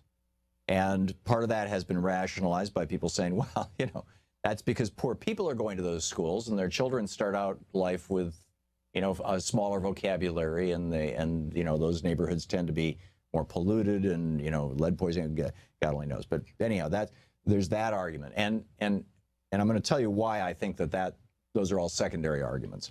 The second is that policing tends to be different in poor communities and communities of color, and frankly worse. It's not as high quality as the policing in wealthy white neighborhoods, or even in you know, suburban upper middle class neighborhoods. And the third is that we you know, we're really starting to learn this clearly now, is that people of color literally have to stand in line twice as long as white people to vote every 2 years. Why is that? So here's the Trump riff that got me started thinking about this. Here he is. Here's Donald Trump.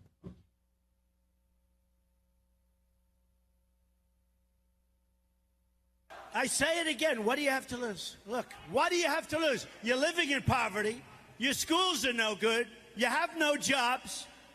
58% of your youth is unemployed. What the hell do you have to lose? So, you know, first of all, Trump, to a large extent, is just perpetuating white stereotypes of black communities, you know. And in fact, it's quite insulting. And the what do you have to lose is really easily answered by simply going through all the things that the Republicans are trying to undo. They've successfully, in fact, gutted the Voting Rights Act, you know, the Civil Rights Act. They want to go after, you know, frankly, everything all the way back to Brown v. Board. So there's a lot to lose.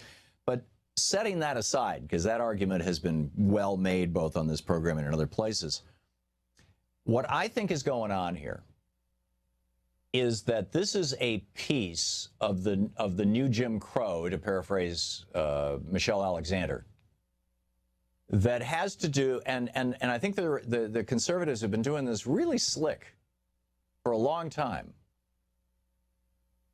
And I think it all has to do with, it's the money, stupid. People stand in line in poor communities twice as long to vote as they do in rich communities. Why? Because voting systems are paid for at the county level. So there's a smaller budget to run good voting operations. You have fewer voting machines, or you have fewer ballot places, or you have fewer locations, you have fewer poll workers, so the lines get longer. So, you know, because they depend on the local property tax and the local income tax in those communities that have it. So that's voting. Schools are paid, you know, I went off on a rant about this yesterday. Schools are paid by property taxes. Therefore, poor neighborhoods have bad schools. Good neighborhoods have great schools. It's real simple. It's got nothing to do with charter schools or school choice or any of that kind of BS. This is just flack that's being thrown into the wind by, in some cases, well-meaning liberals. More often, I'd say, conservatives who want to have private for-profit charter schools replace public education. But anyhow, the schools are funded locally. And then third, our police departments. Why do police departments, why do they have bad hiring standards? Why do they hire you know, in communities of color in particular, why do you tend to get police officers who are the bottom of the barrel, basically? They're not necessarily the best paid. They're certainly not the best trained. You know, why? Well, because they're funded locally. So where did this come from? These three things are the quality of the future of the neighborhood, which is the schools, the quality of life of the present of the neighborhood, which is the police, and the ability of the neighborhood to have a say in its own governance, which is voting. How is it that all three of these things suck in poor communities? And by the way, in poor white communities as well as black communities, although it seems to be worse in some African-American communities. Why is it that they suck? even in the face of efforts to change things, I would say it's because they're all funded locally. And conservatives have been promoting this idea of local control. And I would suggest to you that local control is a euphemism for local funding. The last thing people in white wealthy suburbs want to do is have their property tax dollars or their income tax dollars go to pay for schools in poor black neighborhoods. They don't want to pay for the police in the poor black neighborhoods, and they don't want to pay for the voting stations in poor black neighborhoods or just poor neighborhoods. And so these neighborhoods then find themselves locked into this cycle of poverty because they don't have the resources to pull themselves out. Want to connect with the show online? You can find the Thom Hartmann Program on Facebook, Twitter, and Instagram.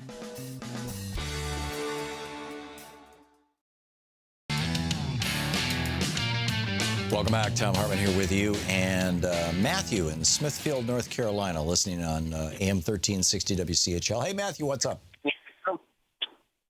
Hello? Hey, you're on the air. Yes, sir.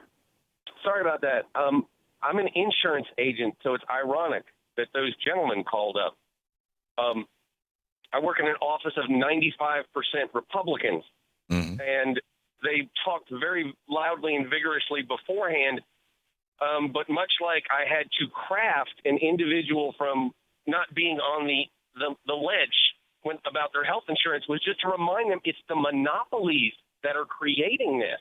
Yeah. And everybody just kind of passively fell in line when they were, redirected to the absolute truth of it.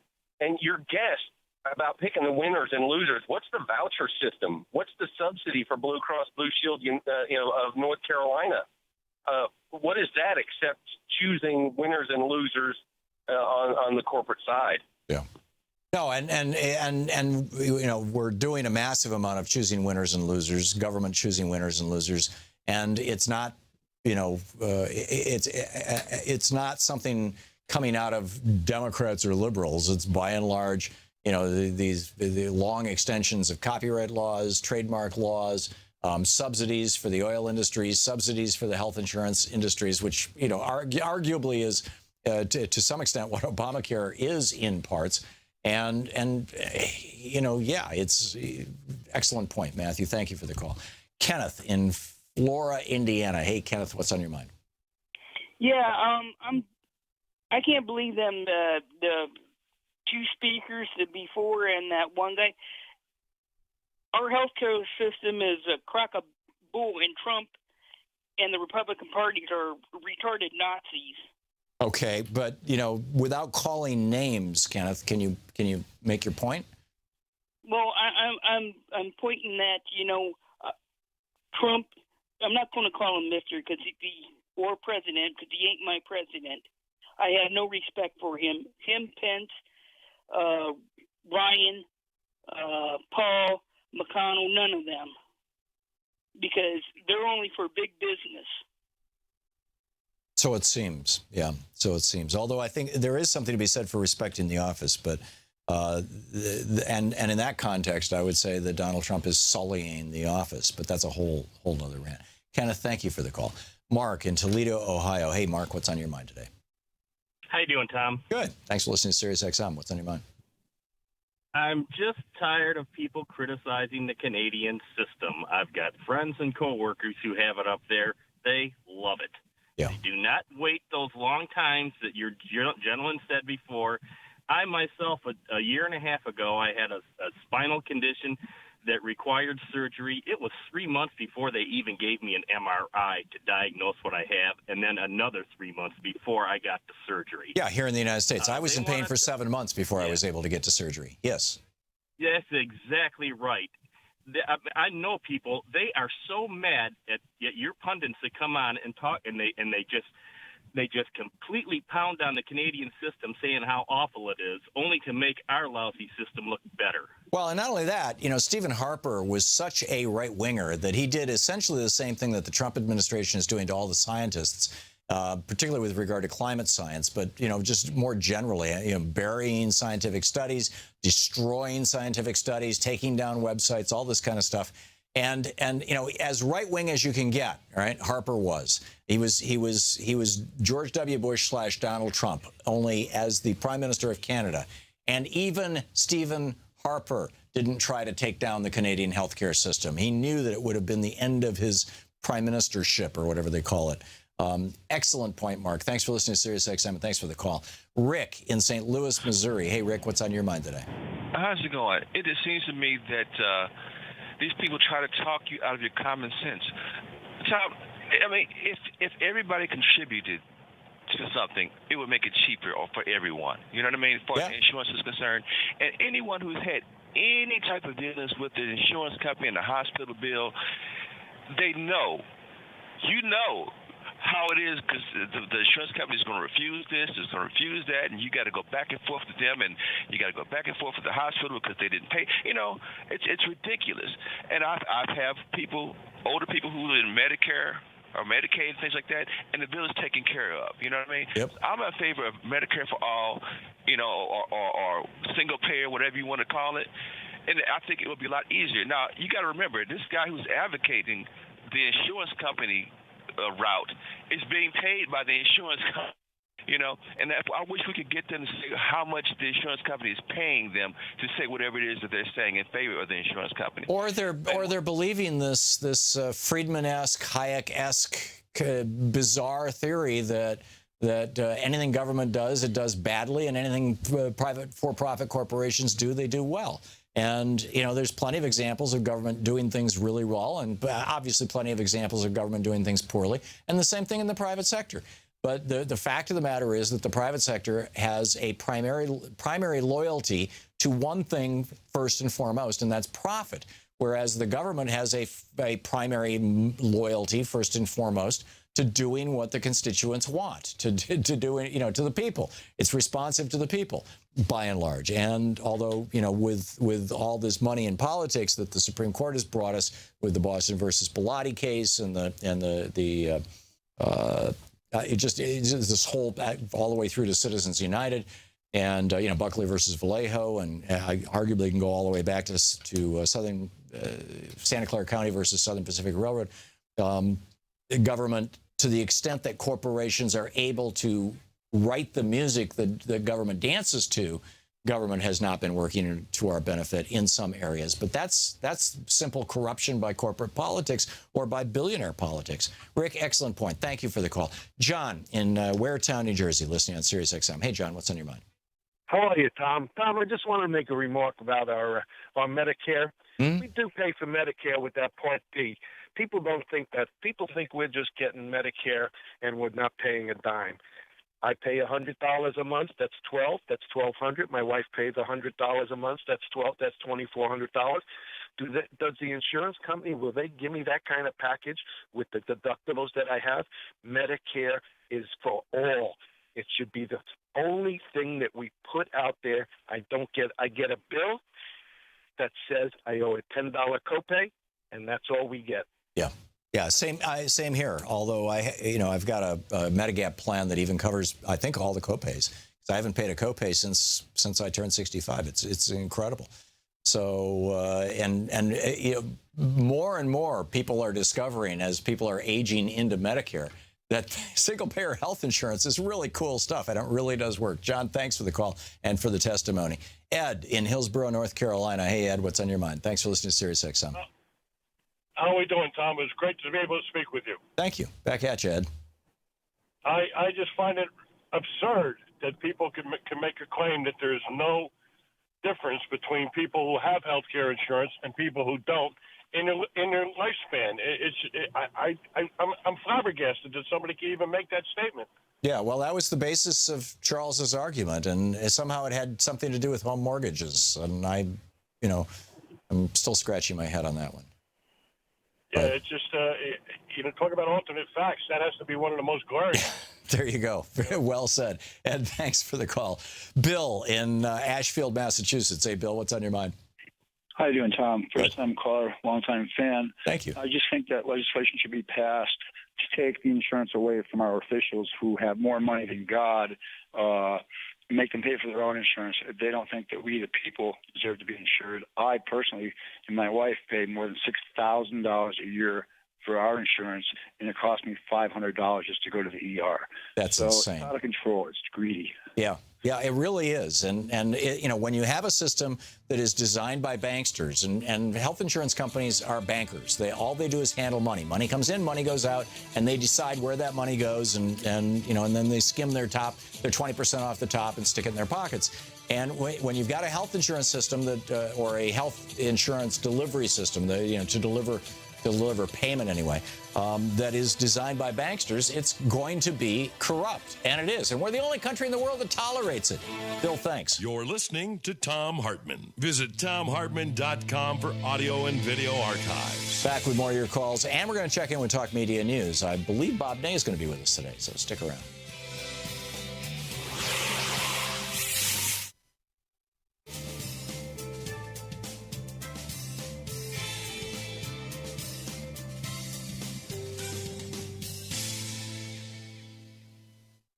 And welcome back. Let's see here. Sally watching Free Speech TV in Port Huron, Michigan. Hey, Sally, what's on your mind today?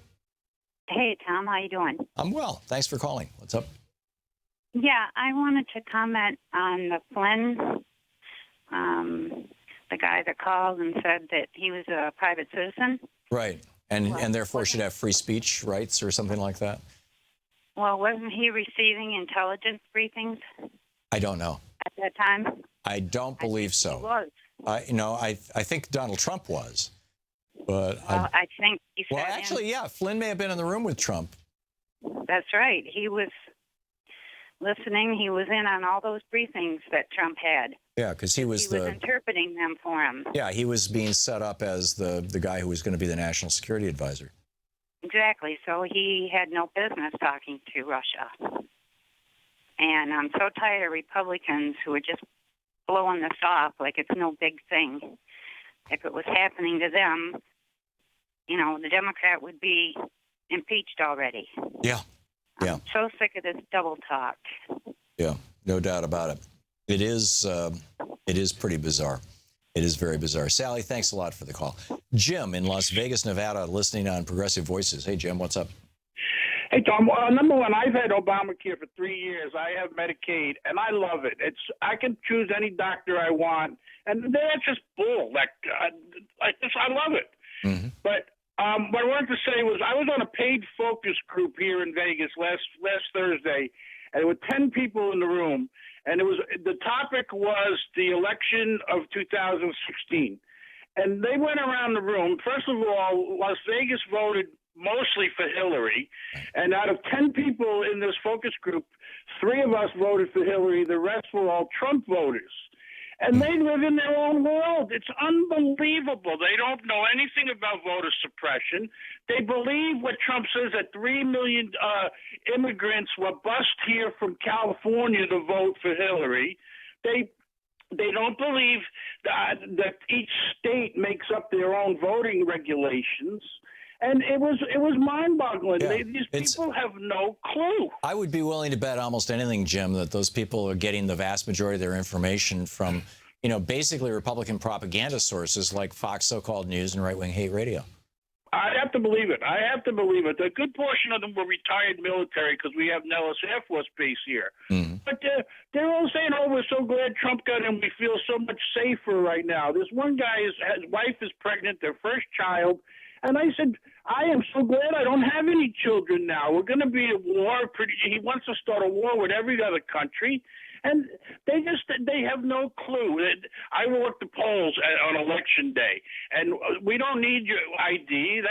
Your signature is what. If a signature doesn't match what was on the voting registration form, we have to call a supervisor over, and we very and then you verify the ID. Yeah, and that signature, Jim, is literally biometric data. That's something that is almost impossible to fake. Well, they have no clue. These people voted, and it's I gave my ID, and they didn't even want your ID. Your ID is your signature. And trying to explain it to these people, it was just absolutely crazy. Yeah. that voted for Hillary, which it was not the demographics. So of you had a little bit of sample bias in there too, Jim, it sounds like. Jim, I got to wrap it up, but thanks for the call and thanks for listening to Progressive Voices. We'll be back in just a moment.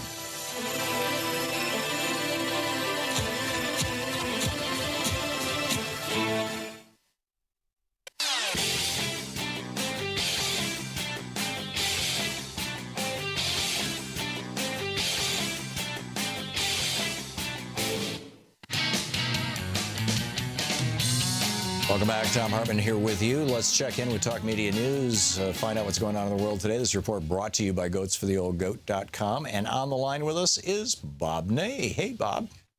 Hi, Tom. How are you? I am well, I should add, the author of Sideswiped. And Congressman, it's always great having you with us. So what's going on in the world today?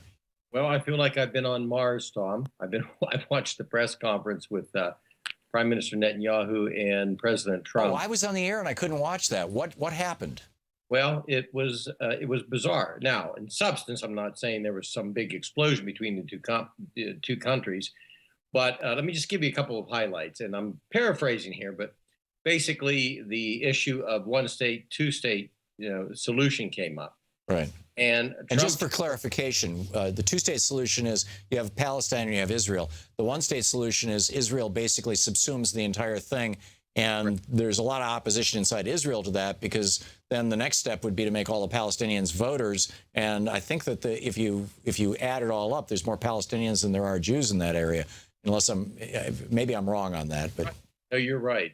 And thanks for the reminder. I served in Congress. We're so used to using terms and not explaining things, so I should explain that. I apologize. But yes, that's right, and it's very, very accurate. So it ended up Trump basically this way said, well, one or two states basically doesn't make a difference to me. We'll see what is negotiated. Whoa!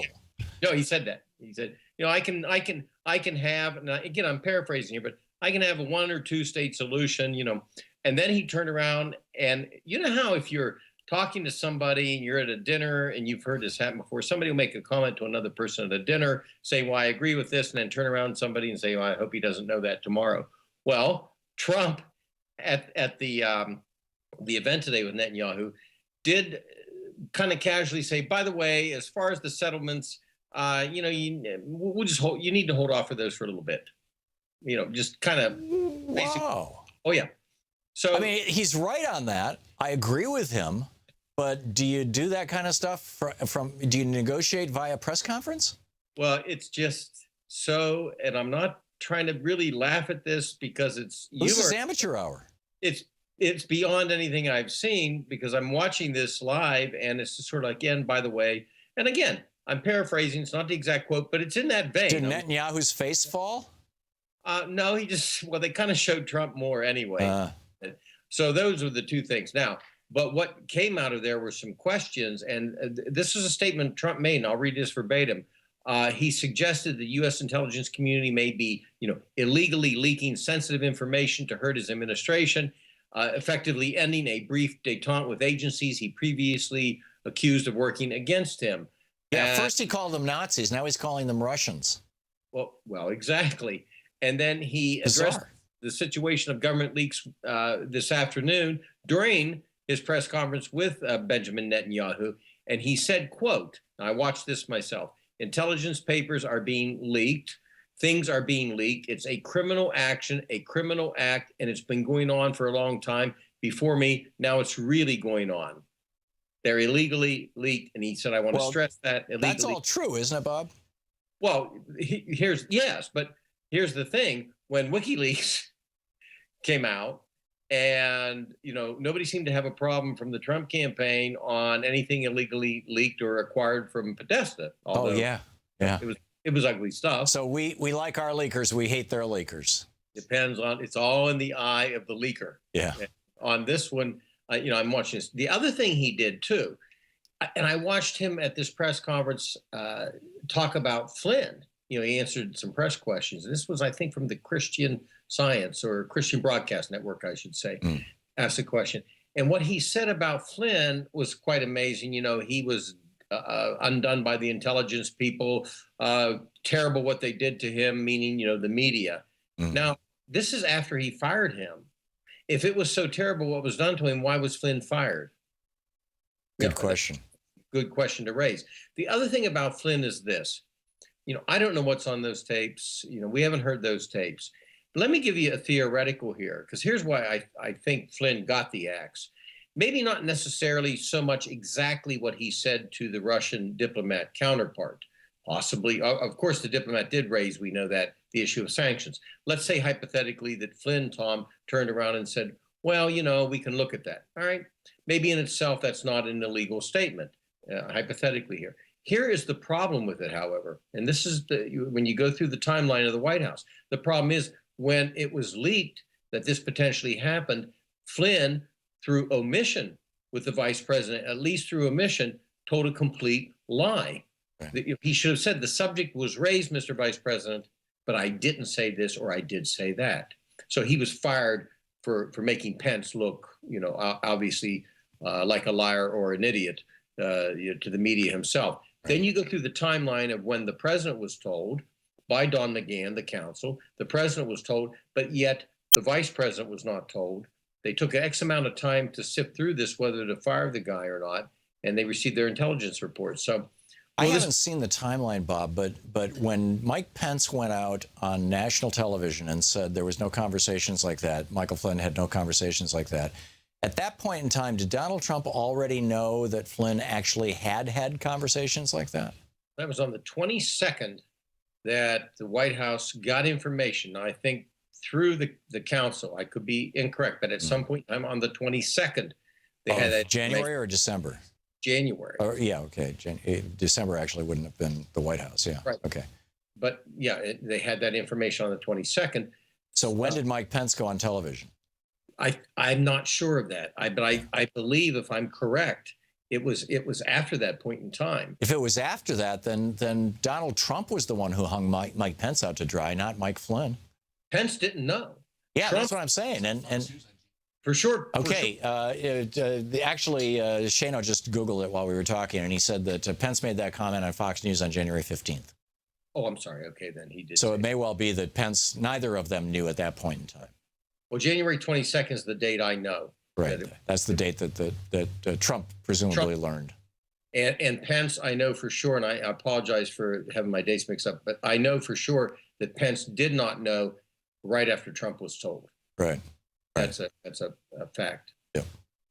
Have you covered the interesting hearing on the Labor Secretary, Puzder? No. Is it Puzder or Puzder or Puzder? Yeah, whatever.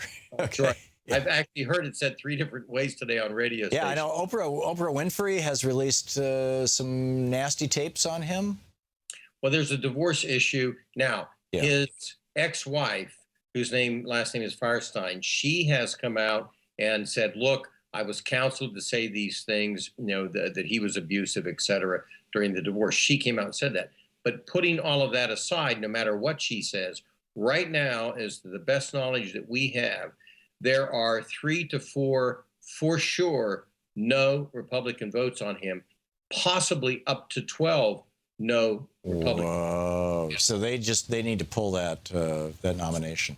Now, I don't know if this has been officially announced or what, but the White House has been made aware by some Republicans in the Senate that they want that. That would be Kevin McCarthy's. No, Kevin McCarthy's in the House. Who in the Senate is the number 2 behind Mitch McConnell? Well, you got Mitch and. I mean, essentially, who would be acting as the whip or as the vote counter? Cornyn, John Cornyn of Texas. John Cornyn, that's right. Yeah. Is the main guy. So somebody's communicating, right, the whip end would be the vote counter. They're communicating that this better be pulled. So this may be one nomination that actually is pulled because, again, they have right now 3 to 4. I can't imagine even Joe Manchin of West Virginia, who will tend to sometimes, as we know, go with the Republicans. I don't think he would vote for. Remarkable. Bob Ney with Talk Media News. Thank you, Bob. Thanks. Great talking with you, and always illuminating, and particularly to get the insights of a former congressman. Bob, I really appreciate it. Thank you so much for being with us.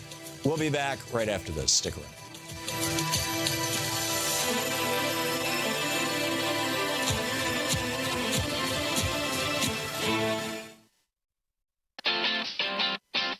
You're listening to Thom Hartmann.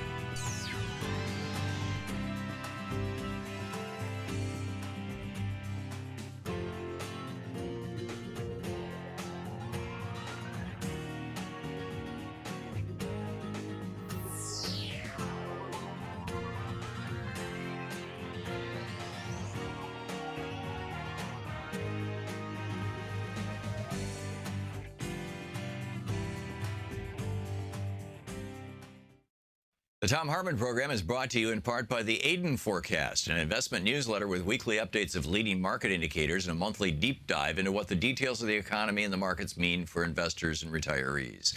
On the web at aidenmarkets.com.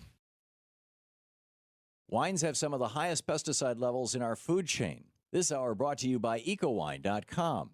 Pesticide-free wines, organic wines, imported from France by the Organic Wine Company, ecowine.com. The Thom Hartmann Program is brought to you in part by Super Beets. Super Beets are sourced from non-GMO beets, and they're packed with dietary nitrates, helping to produce nitric oxide for more energy, stamina, and support for healthy blood pressure levels naturally. For more information, call 800-223-8242 or visit freespeechbeets.com.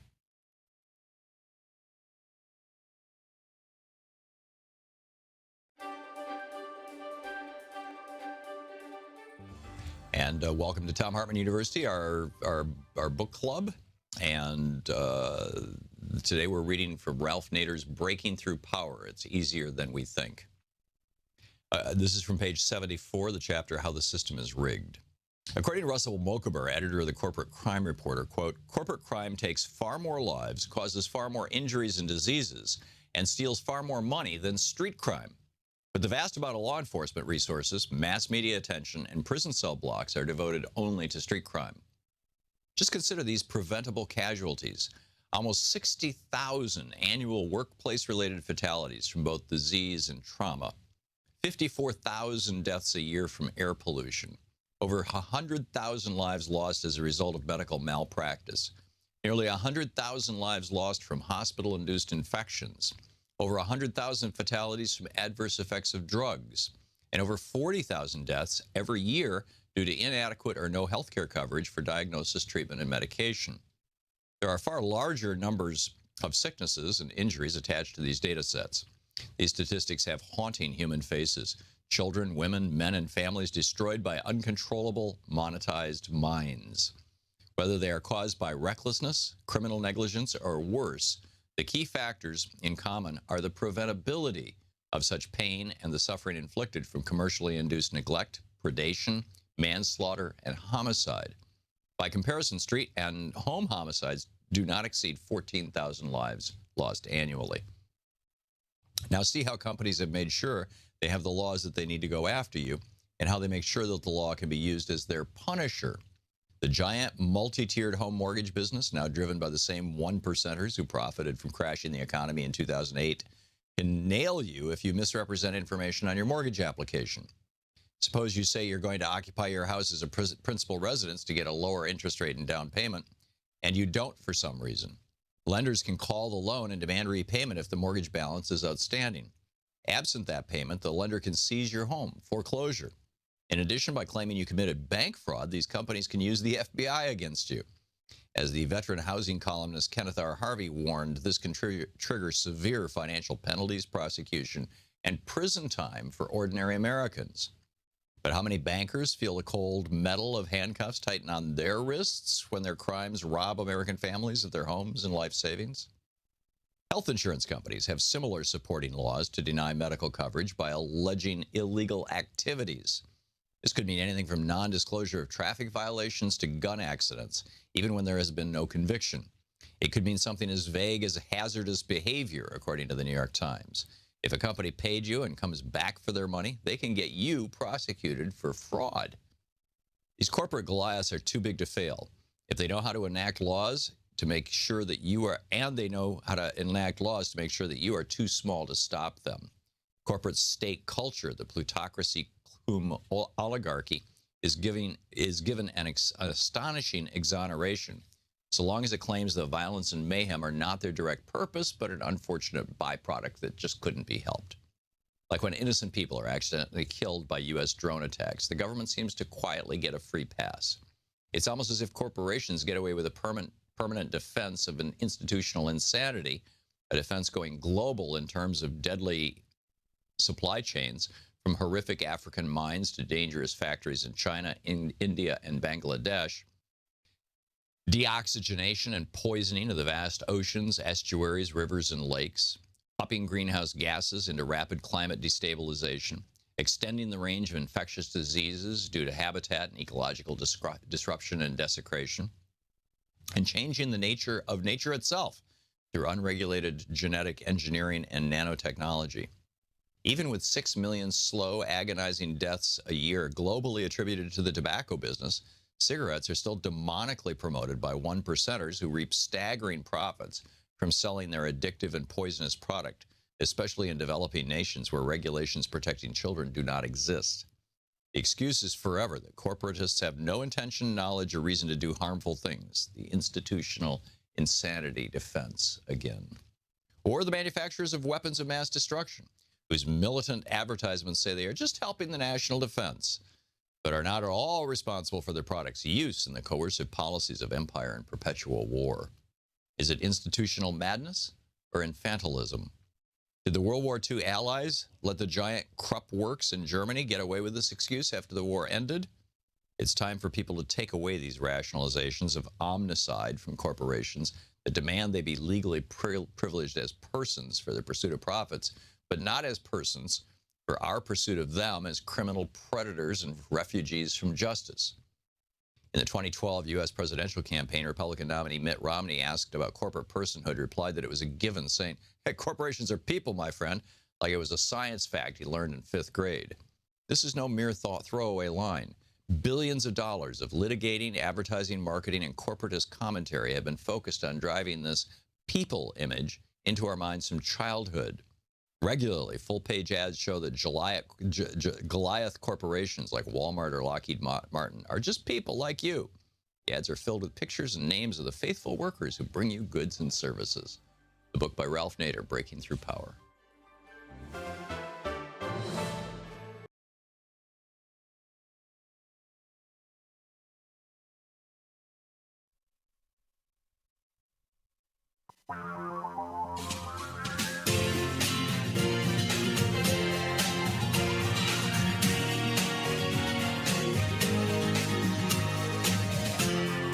This is the Thom Hartmann Program.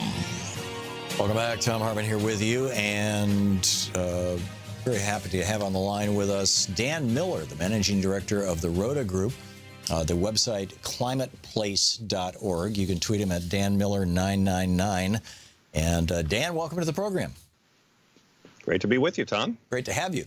So yesterday I was discussing carbon taxes and cap and trade and fee and dividend and all these sort of things with a fellow who was arguing that George Shultz and James Baker have come out and said, "Oh, we're Republicans and we support this, but we would like significant regulatory relief. In other words, we'll pay a 10-cent a ton tax on carbon if you'll give us 50 cents a ton in increased profits by increasing our ability to pollute, and we want an absolute limit on the ability of people to sue us for, lying to the American people for 50 years about climate change, stuff like that," which I thought was a bad deal. But the idea of a carbon fee and dividend plan, I actually really like. Can you explain that to us? Sure. First of all, let's take a step back and look at the problem. The problem is climate change, and climate change is, as Sir Nicholas Stern said, the greatest market failure in history, and that's because we allow fossil fuel companies and users to pollute the atmosphere for free.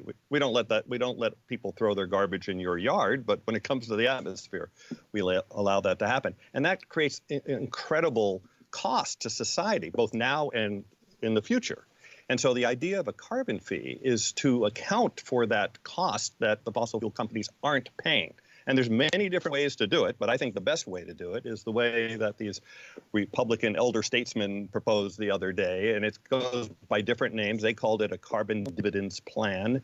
It's also called a fee and dividend plan, and sometimes the clean energy credit. But it's actually very, very simple. What you do is you put a fee on the carbon content of fossil fuels, and you have the fossil fuel companies pay it where it comes out of the ground, at the mine, the well, or if it's imported at the port of entry. And you take 100% of that money, every single penny, and you divide it up by the number of legal residents, and you give everybody the same check every month or quarter or something like that. And so what happens is the price of fuel and everything that relates to fuel, like food and everything else you buy, the price goes up, and that would make people unhappy.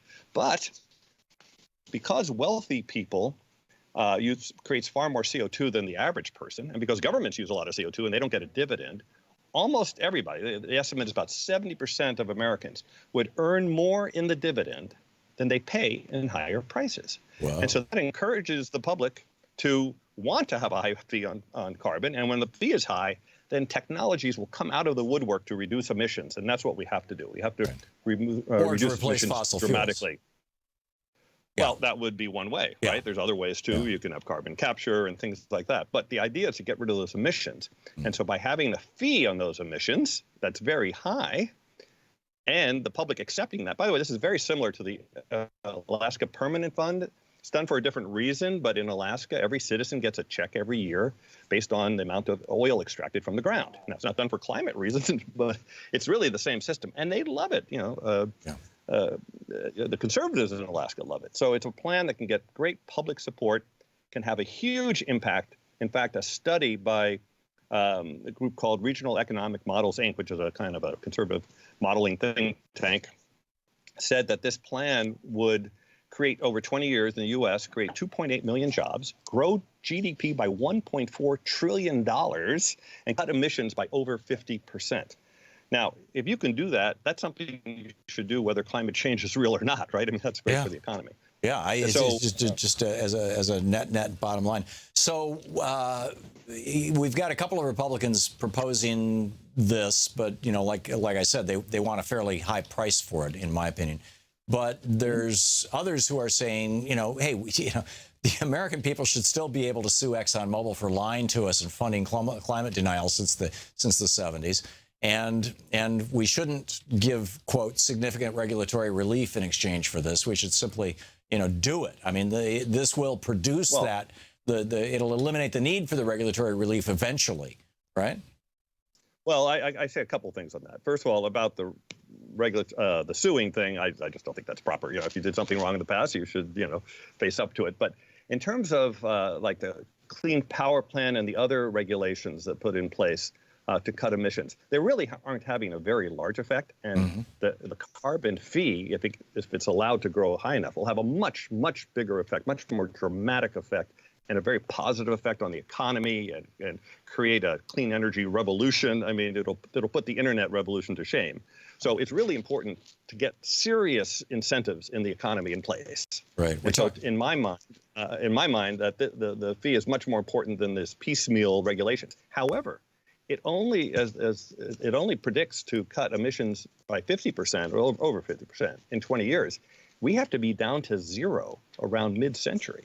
So this alone won't be enough, and we will have to put other regulations in place, but they don't necessarily have to be the kind of piecemeal stuff we have now. We'll have to get serious about this in the future. I agree. But this is a fantastic way to start. Fantastic way to start. Yeah, we're talking with Dan Miller, the managing director of the Rota Group, the website climateplace.org. You can tweet him at Dan Miller 999, Dan Miller 999. Dan, who is doing the work on this? Who's doing the heavy lifting on this? Where, if somebody watching or listening right now says, this is a great idea, I want to support it, where do they go? What do they do? How do we make this thing real? It's a great place to go. It's a group called Citizens Climate Lobby, citizensclimatelobby.org.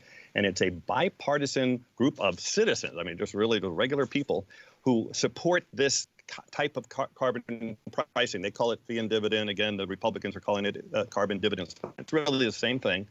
And they go every year and meet with every member of Congress, Republican and Democrats. And they've been, as you might imagine, the Republicans are less supportive, but they've gotten 5 or 10 Republicans to support the plan, and they just have to get up to a critical mass, and then this thing is going to happen. Yeah. What we, most people, when I give talks on this subject, and everyone says, well, you're crazy. Look at the Congress. This will never, ever happen. But if I told you even 5 or 6 years ago that gay marriage would be legal in the federal level, you would have thought I was crazy, right? But so things flip. And certainly the fact that you'll probably be able to sail a boat to the North Pole for the first time in human history in the next 10 years and other dramatic effects that are happening on climate change, we are going to start to pay attention to this. We have not been paying enough attention. But once we do pay attention, you're going to want to have solutions that are positive solutions, not like a drag on the economy or living in a cave. And this allows us to do that. It's not exactly having your cake and eating it too, but if you really look at it, fossil fuels are really the most expensive thing we could ever imagine burning for energy when you take all of the cost into account. Right. And so that actually is a drag on the economy, right? It's not a drag to the fossil fuel company, but when you pay for Hurricane Katrina and Sandy and sea level rise and the loss of the southern third of Florida next century and stuff like that, it's extremely expensive. Yeah. So if you could come up with ways to account for that cost and therefore move towards clean energy, which is really far cheaper when you take all the costs into account, it's a great way to go. Something we should do no matter what. And we got to do it. Absolutely agree. Dan Miller, the managing director of the Rota Group, climateplace.org is the website, Dan Miller 999, and of course the website you recommended, citizensclimatelobby.org, is also great. Dan, thanks so much for being with us today. Great to be with you, Tom. Great talking with you. This is the great struggle of our time, or one of them. I mean, this is one of the, but probably more than anything else, because we're looking at, a climate disaster that could wipe us out as well as everything else. We'll be right back. This is the Thom Hartmann Program. Back with your calls, my thoughts, and the news of the day right after this.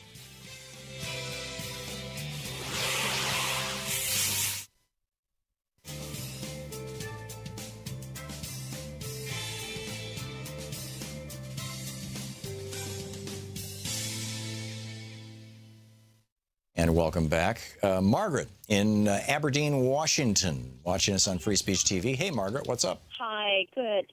Thank you. I just called to ask you if you could explain the loopholes in Medicare that made supplemental insurance so profitable. Yeah, they dialed it back from it pays 100% to it only pays 80%. But what were the loopholes? I know that that's it. My sister's on Medicare, and I tried to get my husband a liver transplant. It was $500,000, 80%, and of course, $100,000 is coming up out of my pocket. Yikes! And so I bought the supplemental insurance, and unfortunately, he passed before we could use it. Oh, I'm sorry. But I don't understand what the loopholes are. And I'll take you offline if you could just explain. Well, by loophole, all I meant was that when I believe I may be wrong on this. This might have been built into it in the beginning, but I need to go back and do my homework on this. In fact, Alex Lawson would be the guy to ask. But I believe that when Medicare was first rolled out back in 1965 by the Johnson administration, that it paid 100% of costs, and over time they dialed that back to only paying 80% of costs, to provide a market opening for these big insurance companies. And I'm pretty sure that this happened about 20, 25 years ago, because that's how long AARP has been providing, Medicare Advantage and Medigap programs through United Healthcare. So, that is the loophole, essentially. That is, or the hole. Anyhow, Margaret, I got to move along. Okay, thank you so much. Thanks for the call. It's great to hear from you. Gail in Antelope, California. Yeah, hey, Gail. hi, Tom. How you doing? Fine. What's on your mind today? On this business of the sanctions, with that there was collusion and stuff there hasn't been much mention of this. But on Thursday, February the 2nd, the U.S. Treasury Department did lift a sanction on Russia. I don't know if you saw that or picked up on that or not. I did not. Was it? Okay, the U.S. Treasury on Thursday, that was 2nd, lifted some sanctions slapped on Russia by the Obama administration, published an amendment to authorize certain transactions with Russia's FSB. In a statement, the Treasury Department's new authorization allows U.S. firms to pay up to $5,000 a year to the FSB, which oversees technology imports into Russia. American tech companies can also seek licenses from the FSB so long as the products aren't used in Crimea or violate pre-existing sanctions. Right. I'll bet that this was more. Gail, I'm familiar with it. I remember when that happened. And my sense of it was that this was more a gift to the defense contractors than it was a gift to the Russians. Well, it said the other article says that the Russian ruble is surging after the Treasury Department's Office of Foreign Assets Control published an amendment to former President Barack Obama's sanctions order against the FSB. And then, I don't know what, but anyway, I don't know what they're importing. I don't know exactly what that means. But basically, they're giving the FSB up to $5,000 per year. Yeah, computers and things, and $5,000 is not a whole lot of money. That's why I was thinking this is probably not that big a deal, because the sanctions overall are huge. I mean, it's billions of dollars. So, but I have to say, Gail, I don't know all the details of the sanctions, so I really shouldn't be trying to speak about it intelligently, because I'm not that well informed on it. But thank you for the call and thanks for the information. We'll be right back.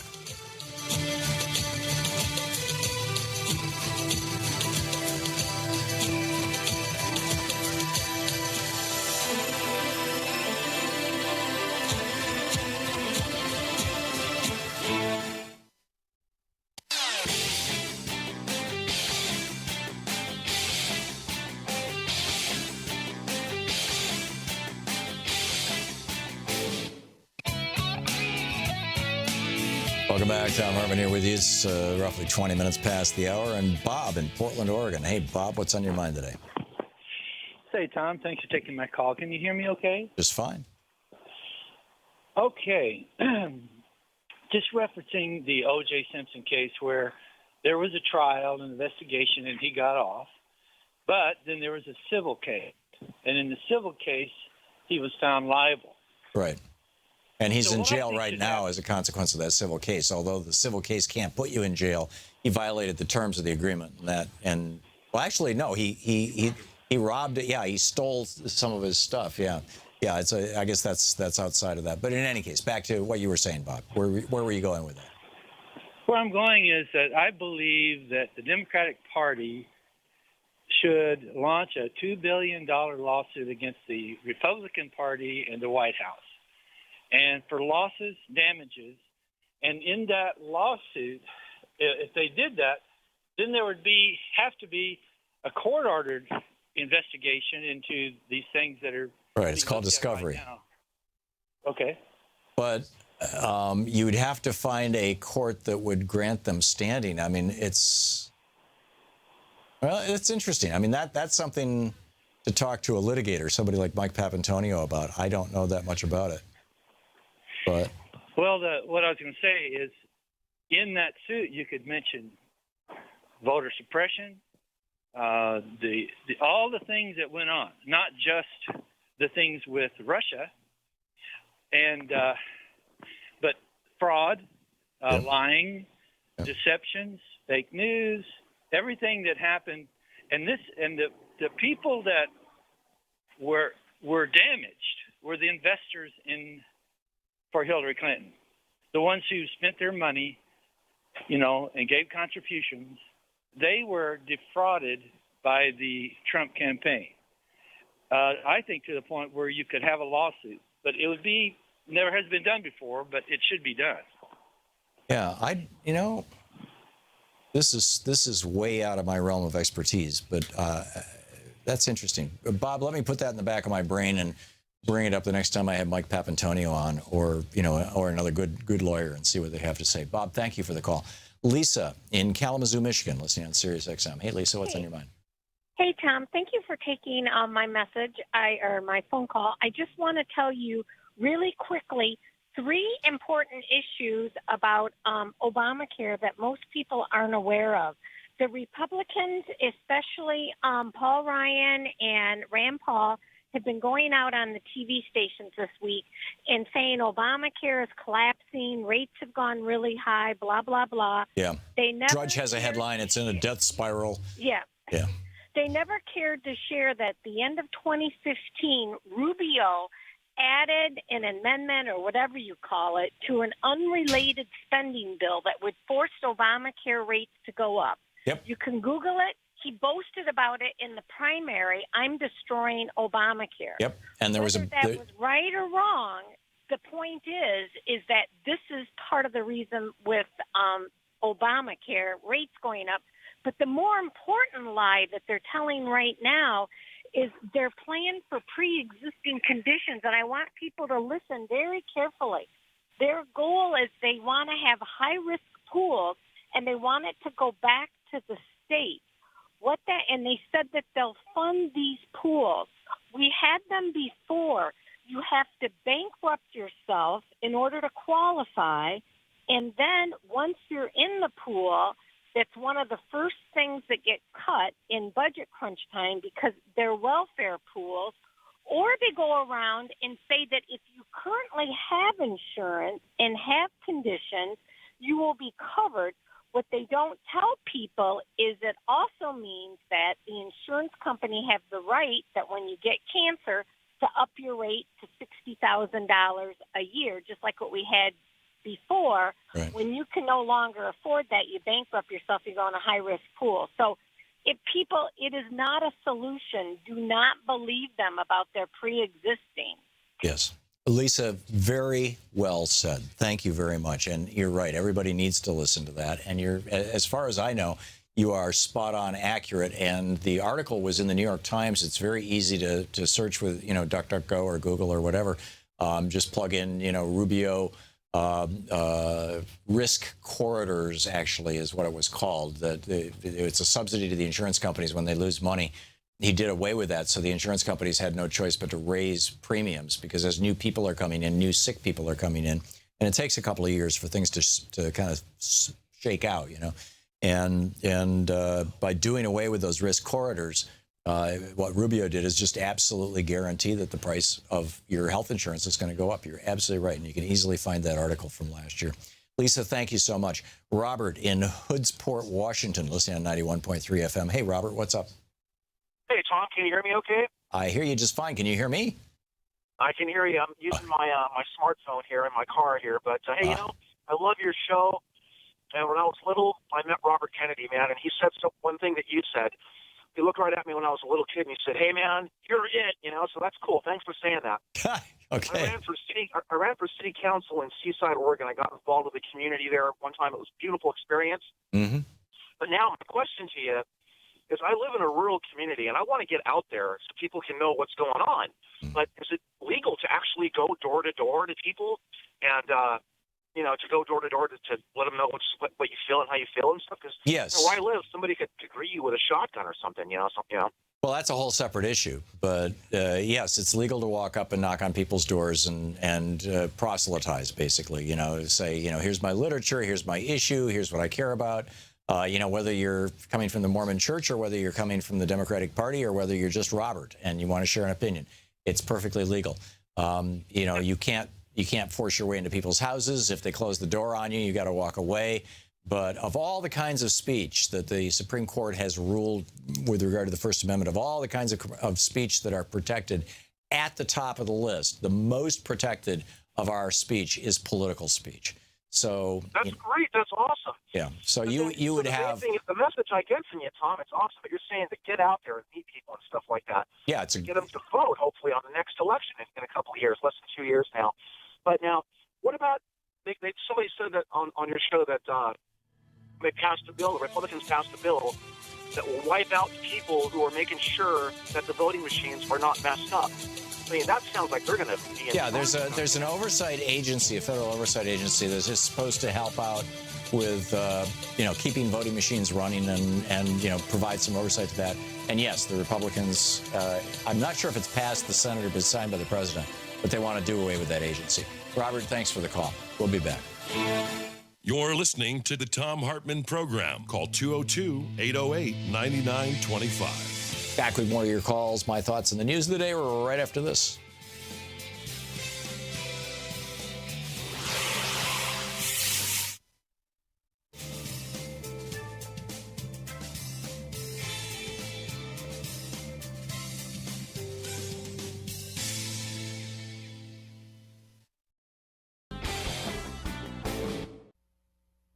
The other path is the study that American psychologist Bruce Alexander did, a study that he did at Simon Fraser University in British Columbia, in Vancouver, Canada.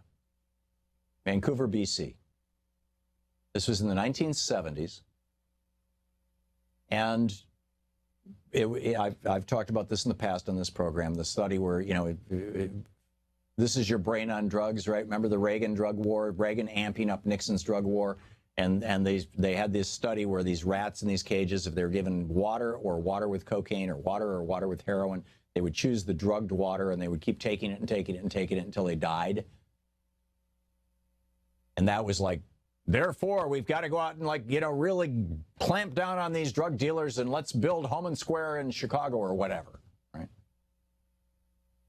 And he looked at this and he says, those rats are in solitary confinement. Of course they're going to medicate themselves. In fact, there's I have a quote from him relative to that. He says, they were severely distressed animals, and severely distressed animals, like severely distressed people, will relieve their distress pharmacologically if they can. So he built a 200-square-foot housing colony, 200 times the square footage of a standard laboratory rat cage. This is from the Psychology Wiki, by the way. Psychology.wikia.com/Ricky/Rat Park Studies. Interestingly, this study has been replicated. Bothman, Murray, and Wise in 1989 published it in Pharmacology, Biochemistry, and Behavior. Although the Wikipedia page on the rat park says it's never been successfully replicated, and it's nonsense. It's not nonsense, and it has been replicated. And, just like, don't believe everything you read on the internet, I guess. But anyhow, he built this 200-square-foot, 16 to 20 rats of both sexes in residence, an abundance of food, balls, wheels for play, private places for mating and giving birth. Rats who had been forced to consume morphine for 57 days on end. In other words, what you would think of as a seriously addicted drug, were brought to Rat Park and given a choice between plain tap water and water laced with morphine. For the most part, they chose the plain water. Nothing we tried, Alexander wrote, produced anything that looked like addiction in rats that were housed in a reasonably normal environment. So, crime in Chicago, or crime anywhere, is it a symptom of people? I mean, we're mammals, rats are mammals. We have very similar nervous systems, and we share a limbic brain. If people feel that the quality of their life is not that different from how the rats feel when they're in a lab cage, they're gonna act out in ways that are dysfunctional, just like the rats did. We also know from rat crowding experiments that were done back in the 60s and 70s that if you crowd rats, they'll turn on each other, they'll kill each other. So, is the solution to the problem of crime in the United States, and I'm using Chicago as an example just because Donald Trump keeps, and every Republican at every turn, in every opportunity, will point to it and mention it. And, as I've said many times, I think, part of the problem with gun violence in Chicago is the fact that Mike Pence's Indiana has super lax gun laws, and people can just, drive over the border and pick up, most of the guns that are found in Chicago came from Indiana. But is the solution to do what Donald Trump is suggesting, which is what President Duarte is doing in the Philippines right now, which is basically declare all-out war on people who are behaving badly? Duarte is killing them. I haven't heard Trump call for that, but it's happening anyway. Or is the solution to go in and say, okay, here's a neighborhood in distress. We're going to undistress this neighborhood. We're going to put in some really high quality schools. We're going to bring jobs into this neighborhood. It's time for a Works Progress Administration, a WPA. The government is going to be the employer of last resort. If no company, see, this is assuming that we don't change our trade laws so that the jobs come back to America. So let's make the government the employer of last resort. There's lots of things that need to be done. There's things that could be manufactured. There's things that, there's just lots of things that could be done. We could create government jobs, government paid for jobs. As Franklin Roosevelt said, the best welfare program is a job. People, gives people meaning in their lives. Go into these neighborhoods and say, okay, here are the jobs, here's jobs, here's housing, here's food, here's good education. Let's standardize all this stuff. Let's improve all this stuff. Let's create a reasonable, instead of we're just going to drop people in the middle of the poverty level, let's bring people up to at least the bottom of what you would call the middle class, and then let them launch themselves from there, because they will. We've seen this over and over and over again in the history of the United States, and the best example was the WPA and the CCC. So, my will. This is the Thom Hartmann Program. I think we need to seriously change the way that we're looking at crime in this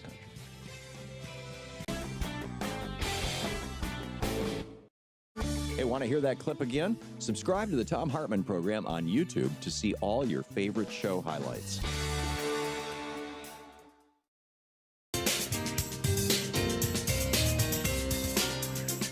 Welcome back. Thom Hartmann here with you.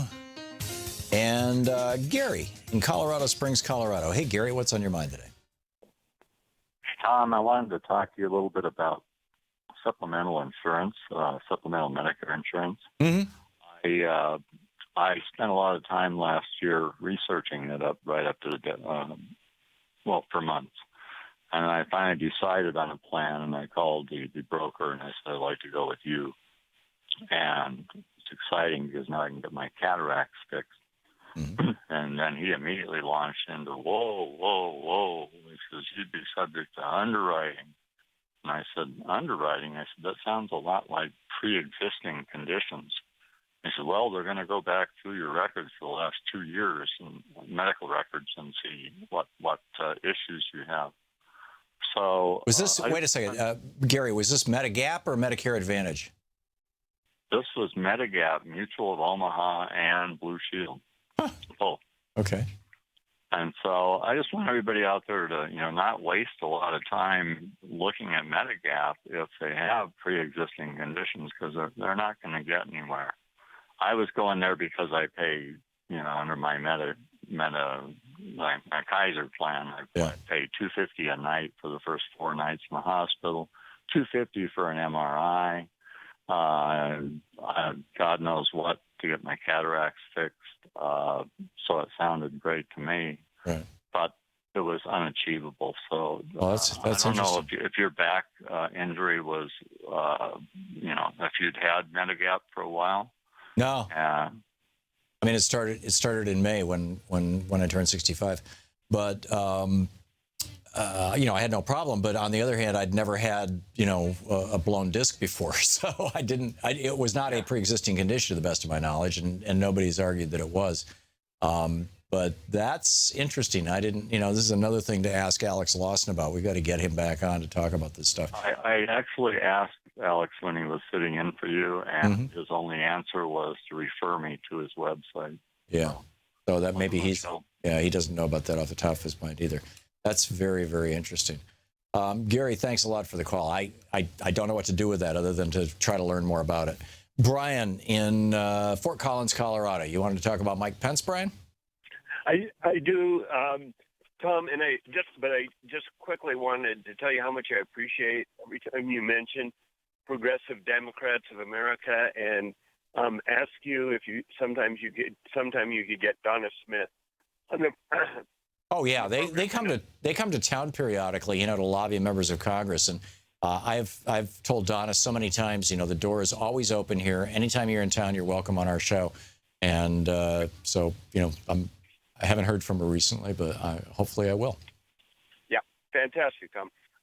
Okay, so Mike Pence, Bob Ney said in his report, I know for a fact that Mike Pence didn't know that Flynn had been making these contacts with the Russians. Right. Tom, I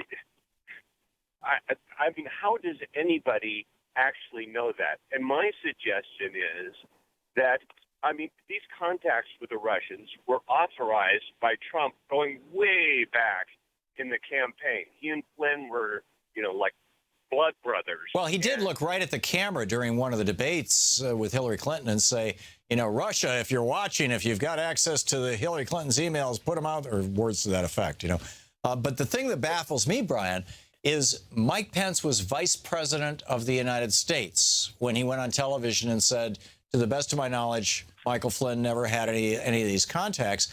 And if you're vice president of the United States, you can call up the head of the CIA or the NSA, I guess, would, intercepting communications and things, probably the CIA, probably actually the FBI. I mean, this happened inside the United States, and say, do you have any information about Michael Flynn talking to the Russian ambassador? And apparently this is all coming out of the intelligence services. I mean, this is what Donald Trump is complaining about. So why didn't Pence bother to inform himself? Why did he just take Michael Flynn's word for it? Well, because it wasn't convenient for him, Tom. Yeah. My theory is he already knew about this. This was well known in the campaign. There is all this reporting coming out that other people in the campaign knew about this. So my theory is he knew about it, but this is his way of, and the Republicans' way of building a firewall around this guy, because, as you said earlier in the program, I don't know how much longer Trump can last. And I think that is a huge concern amongst the Republican establishment, that Trump is not going to last. And so they're trying to, make Mike Pence this knight in shining armor who is completely oblivious to all this that's going on around him. I mean, these people lie and they lie and they lie. And my theory is that I don't have facts to back this up, as Herman Cain once said, but my theory is that Mike Pence is lying now because he sees, and his cohorts and the people that support him, if Trump goes down, they don't want Pence to go down with him. Yeah. So that's my theory. It's entirely possible, Brian, and Mike Pence would be no stranger to lying. I mean, his whole climate change thing is basically, he's been so heavily funded by the Koch brothers over the years that, of course he's taking that tune. But, if he's the vice president of the United States, all he has to do is talk to anybody in the military, and they will say not only is climate change real, but it's the biggest threat that right now that all of our branches of the military are trying to deal with. Particularly the Navy, which is looking at naval stations all around the world getting swamped by water because they're right on the water's edge. So excellent point, Brian. Thanks a lot for the call. Deirdre in Antioch, California. Hey, Deirdre, what's on your mind today? Hi. Okay. Isn't there a government entity that has the power to subpoena Trump's taxes before they're allowed to go ahead with the Canadian pipeline, based on the owner, that Canadian owner saying that, he's contributed to Trump? Yeah. And now with all the stuff going on, with Russia coming out more and more, does he owe money to the Russian banks, that kind of thing? Right. Aren't these compelling enough reasons to force a subpoenaing his taxes rather than hoping he voluntarily turns them in? And can't this subpoena have the power to stop everything in its tracks until this is dealt with? Yeah, you would think so. It's actually not so much the power to subpoena Donald Trump to present his taxes as it is the power to go directly to the Internal Revenue Service and say, release these taxes to us. That's what I'm saying. And this was done back during the Nixon era, and the Supreme Court ruled on this and said it is legal that the House of Representatives has that power. And I forget which committee in the House has actually exercised that power in the past. And there was a number of Democrats over the last week or two that have been calling on the House Republicans to exercise that power and pull that information. And one of the Republicans, and I think it was Paul Ryan, but it could have been somebody else. It's been a couple of days. Came out and said, "Oh, we're not going to do that because that if we pull Donald Trump's taxes from the IRS, we'd be violating his privacy." And not only that, it's a slippery slope. Pretty soon we'll start pulling the tax returns and publicizing them of anybody who's an enemy of whichever party is in power, and you don't want that to happen. Well, it's a nonsensical argument because the Supreme Court has already ruled on this. This has already happened. It's already been done before. Congress absolutely has that ability, but no way are the Republicans going to exercise it because, you know, they've got Donald Trump and they want to keep him. Deirdre, thank you for the call. It's an excellent and important point. Rick in San Jose, listening on KBCS. Hey, Rick, what's on your mind today? Well, those are all good points. Great callers today, as usual, Tom.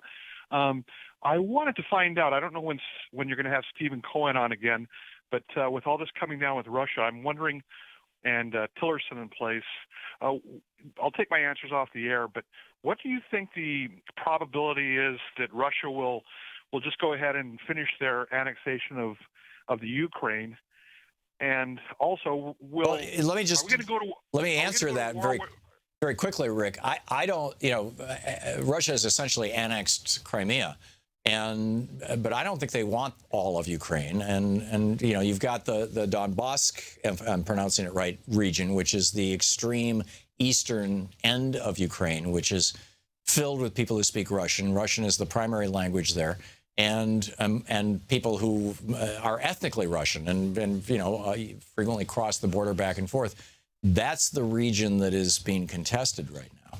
So, you know, worst case scenario or whatever, you know, a scenario would be that part would break away and say no. And that's the part, by the way, of Russia that has been demanding federalism. Right now, in that region, the local people cannot elect their own mayors and they cannot elect their own representatives to the parliament. They're essentially appointed out of Kiev. And they're saying we want to be able to have, you know, control over our own destiny, or at least that's my understanding of it from previous conversations with Stephen Cohen. But yeah, you're right, Rick. We should get him back on. I interrupted you. You were going someplace else?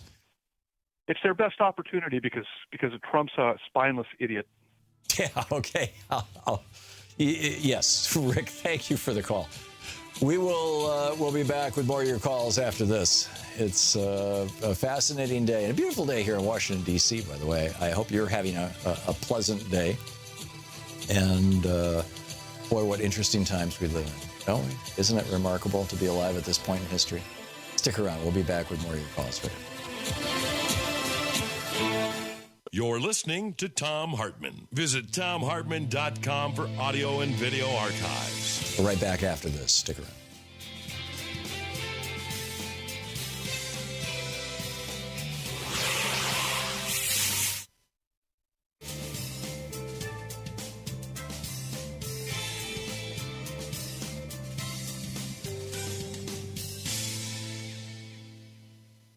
And welcome back. Let's see here. Sandy watching Free Speech TV on DirecTV in Bryan, Texas. Hey, Sandy, what's on your mind today? Hi, Tom. Good to talk to you. Thank you, Sandy. I just wanted to address what a woman said earlier about the risk pools. Mm-hmm. Back in around 2005, 2006, I worked for a small company, and the owner decided to drop our health insurance and get on his wife's insurance. And because I had pre-existing conditions similar to your back injury, I had to get, the only insurance I could get on my own was the Texas Risk Pool run by Blue Cross Blue Shield. And 2005, 2006, it cost me around $650 a month. And they did not pay for a lot of things. So it was pretty awful, and I thank God I'm on Medicare as you are, and it's wonderful. Sandy, did you have to bankrupt yourself in order to qualify for that risk pool? Yes, I did. I had to actually take out a second lien on my house after I had, had it paid for, just to pay my insurance in case I didn't get sick. And it was awful. And I just wanted to say, if we have to go back to that, can you imagine what those cost would be today. Thinking, $650 a month for a single woman in 2005 and 6. So God help us, and you're doing God's great work. So thank you, Tom. I hope you feel better. Thank you, Sandy. I do, and I hope you're well too. Thank you so much for the call, Sandy. Great to hear from you. Sue in Mountain Home, Arkansas. Hey, Sue, what's on your mind today? Hi, Tom. I'm one of those red states that your previous guest was talking about. Mm-hmm. Our health care here is horrible. Mm. It's not Obamacare. Heaven help, they don't say that because they don't want, they say managed care. Right. Your previous caller, I'm paying $850 for managed care if I want to keep it. Wow. I can't keep it. It's out of my price range. And if I want good care, I have to travel to one of those blue states. Right. That's terrible. And Arkansas is the home, Bentonville, Arkansas is the home of Walmart. The wealthiest family in America. You would think that they could, help their state to have decent health care. I worked for 15 years for Walmart, so don't get me started. Okay. The buying power, the insurance pool that they can put people in, we should get the best benefits out there, and they didn't give it to you. You had to pay a lot of your money because you can either be broke and get on Medicare and Medicaid, you're stuck in Arkansas with crappy health care, or you have to travel to a blue state. Wow. Sue, thanks for the call. Thanks for the enlightening information. And thanks for watching Free Speech TV. We'll be right back.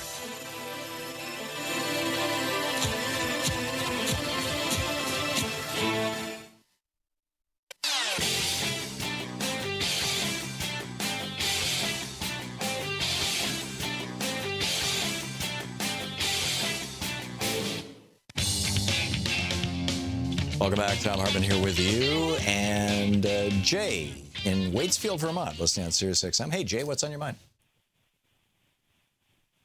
Jay? Okay, let's try John listening to Sirius XM in Fort Pierce, Florida. Hey, John, what's on your mind? Hi, Tom. I'm a progressive and right-wing hell down here, and I'm getting a lot of discussions, let's call them. One of the things I really want to know, and I don't feel competent enough to explain exactly what crime, because I believe Flynn committed a felony by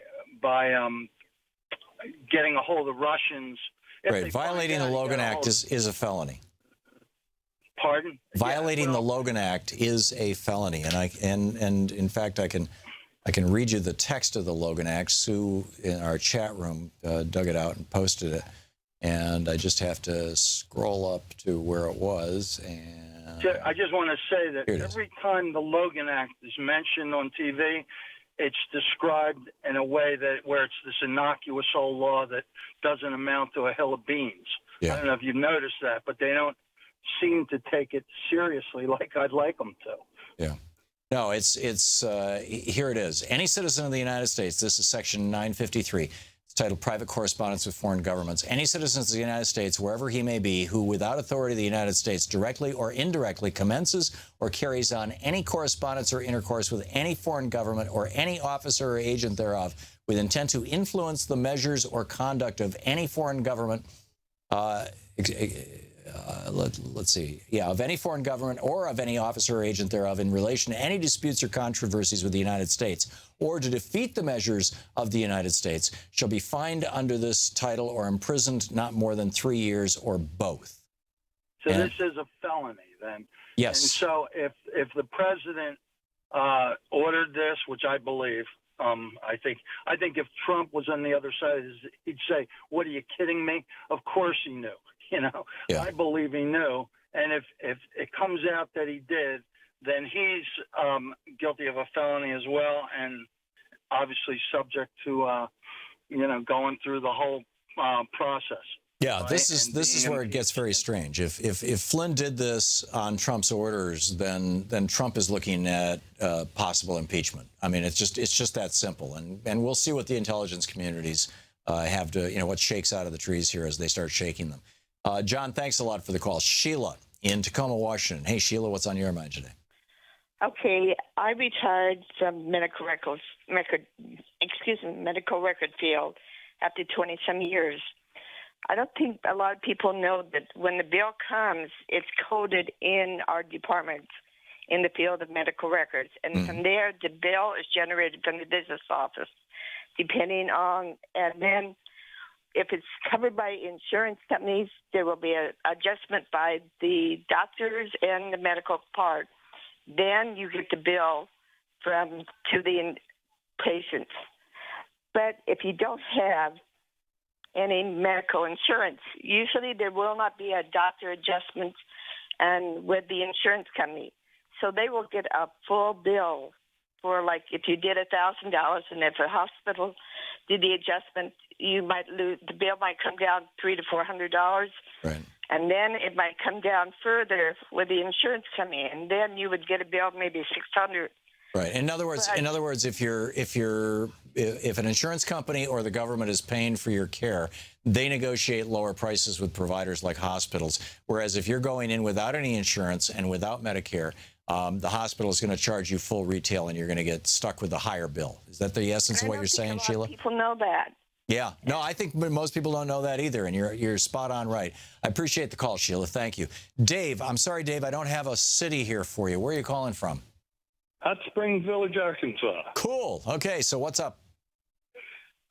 Just wanted to mention that in Switzerland, they had a referendum, and it held, and all insurance companies must be nonprofit. Yes. Now, I know it's a small country, it's only 8 million people, but the least we could do, it seems to me, is offer some, maybe a government loans for somebody who wants to start one up. Who you mean here in the United States? Yeah, well, either state or federal. Right. Well, it's all with insurance. It's all about scale, which is one of the reasons why all these insurance companies are trying to merge. Which, although they're trying to merge to increase profitability, not to simply survive. But this is where Vermont, which only has 650,000 people in it, they actually passed single payer. Peter Shumlin, the governor, actually the former governor ran on a platform of we need single payer health insurance and won. And then when they tried to put it into place, they could not effectively put it into place because with 650,000 people, there just wasn't a large enough group of people to create a risk pool that the state could deal with. But on the other hand, if California was to do this, and there was an attempt to do this in Colorado also, which is a large enough state to pull it off, but here's my prediction. Just like for 15 years on this program, I had been predicting that whichever political party or whichever candidate first came out against so-called free trade would win the election because Americans are just over it. I would say similarly, whichever state first institutes single-payer health care within the state as a statewide process is going to be the Saskatchewan of the United States. Saskatchewan is where it started in Canada, then it spread all across the country. Tommy Douglas was the guy who did that in Saskatchewan, and he's considered, they love him like we love Abraham Lincoln because he gave them health care. And, if Jerry Brown did this in California or whoever the governor of Colorado is did it in Colorado, or, pick your state. Whatever state does it, they're going to do really, really well. Dave, I got to move along, but we're done. We're out of time. Okay, Dave, thanks a lot for the call, and our other callers on hold. My apologies. Thought I could pick up another call there, but bang, time goes on, right? And it will not be denied. So thanks so much for being with us today. It's been a fascinating day. The news cycle is absolutely amazing, and we'll be keeping track of it day by day right here on this program. So same time, same place tomorrow. And in the meantime, don't forget, democracy is not a spectator sport. It requires all of us to actually be out there participating, or in here participating. You can do it on your computer. There's a million ways to participate. You got to do something. Tag You're It. We'll see you tomorrow. You've been listening to Thom Hartmann. For audio and video archives, visit thomhartmann.com.